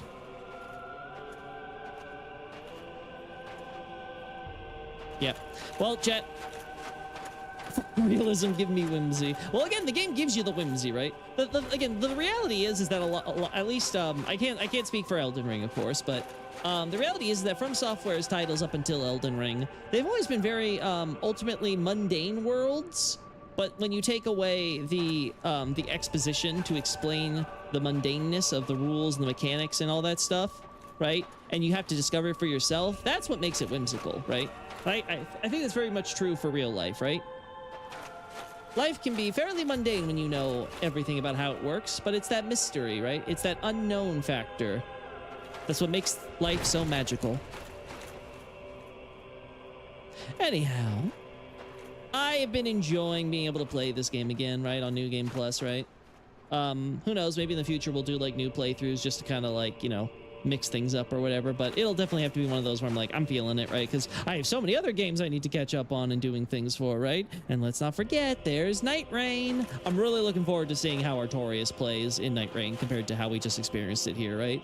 It's gonna be, well, I guess you could say night and day, but I'm really excited to see what they do with him and excited to see what the DLC does in overall. As far as I'm aware, this is the final DLC, right? Like this is like their big thing. Like they do this and then they're done. So my hope is that we're gonna get like, I don't know, at least a month or so worth of content to get out of it. I don't know, we'll see. Because I would love to be able to stretch that out if I can, because I still want to play Trails. I also need to catch up on Honkai. But again, we'll see how that goes. This will probably be my Duskbloods with Night Rain, because I probably am not going to get Duskbloods. I don't know. I could end up getting interested in the story and the lore. Like, I'm not going to, like, say I won't, because I won't lie. The vibe was definitely very interesting for me, but I don't know. I think I'm not getting a Nintendo console for it. I'm sorry. And that means I'm probably not going to be getting screenshots for it, but who knows? Who knows where life will take me and what will happen from there. Until next time, everybody, thank you so much. Bye-bye.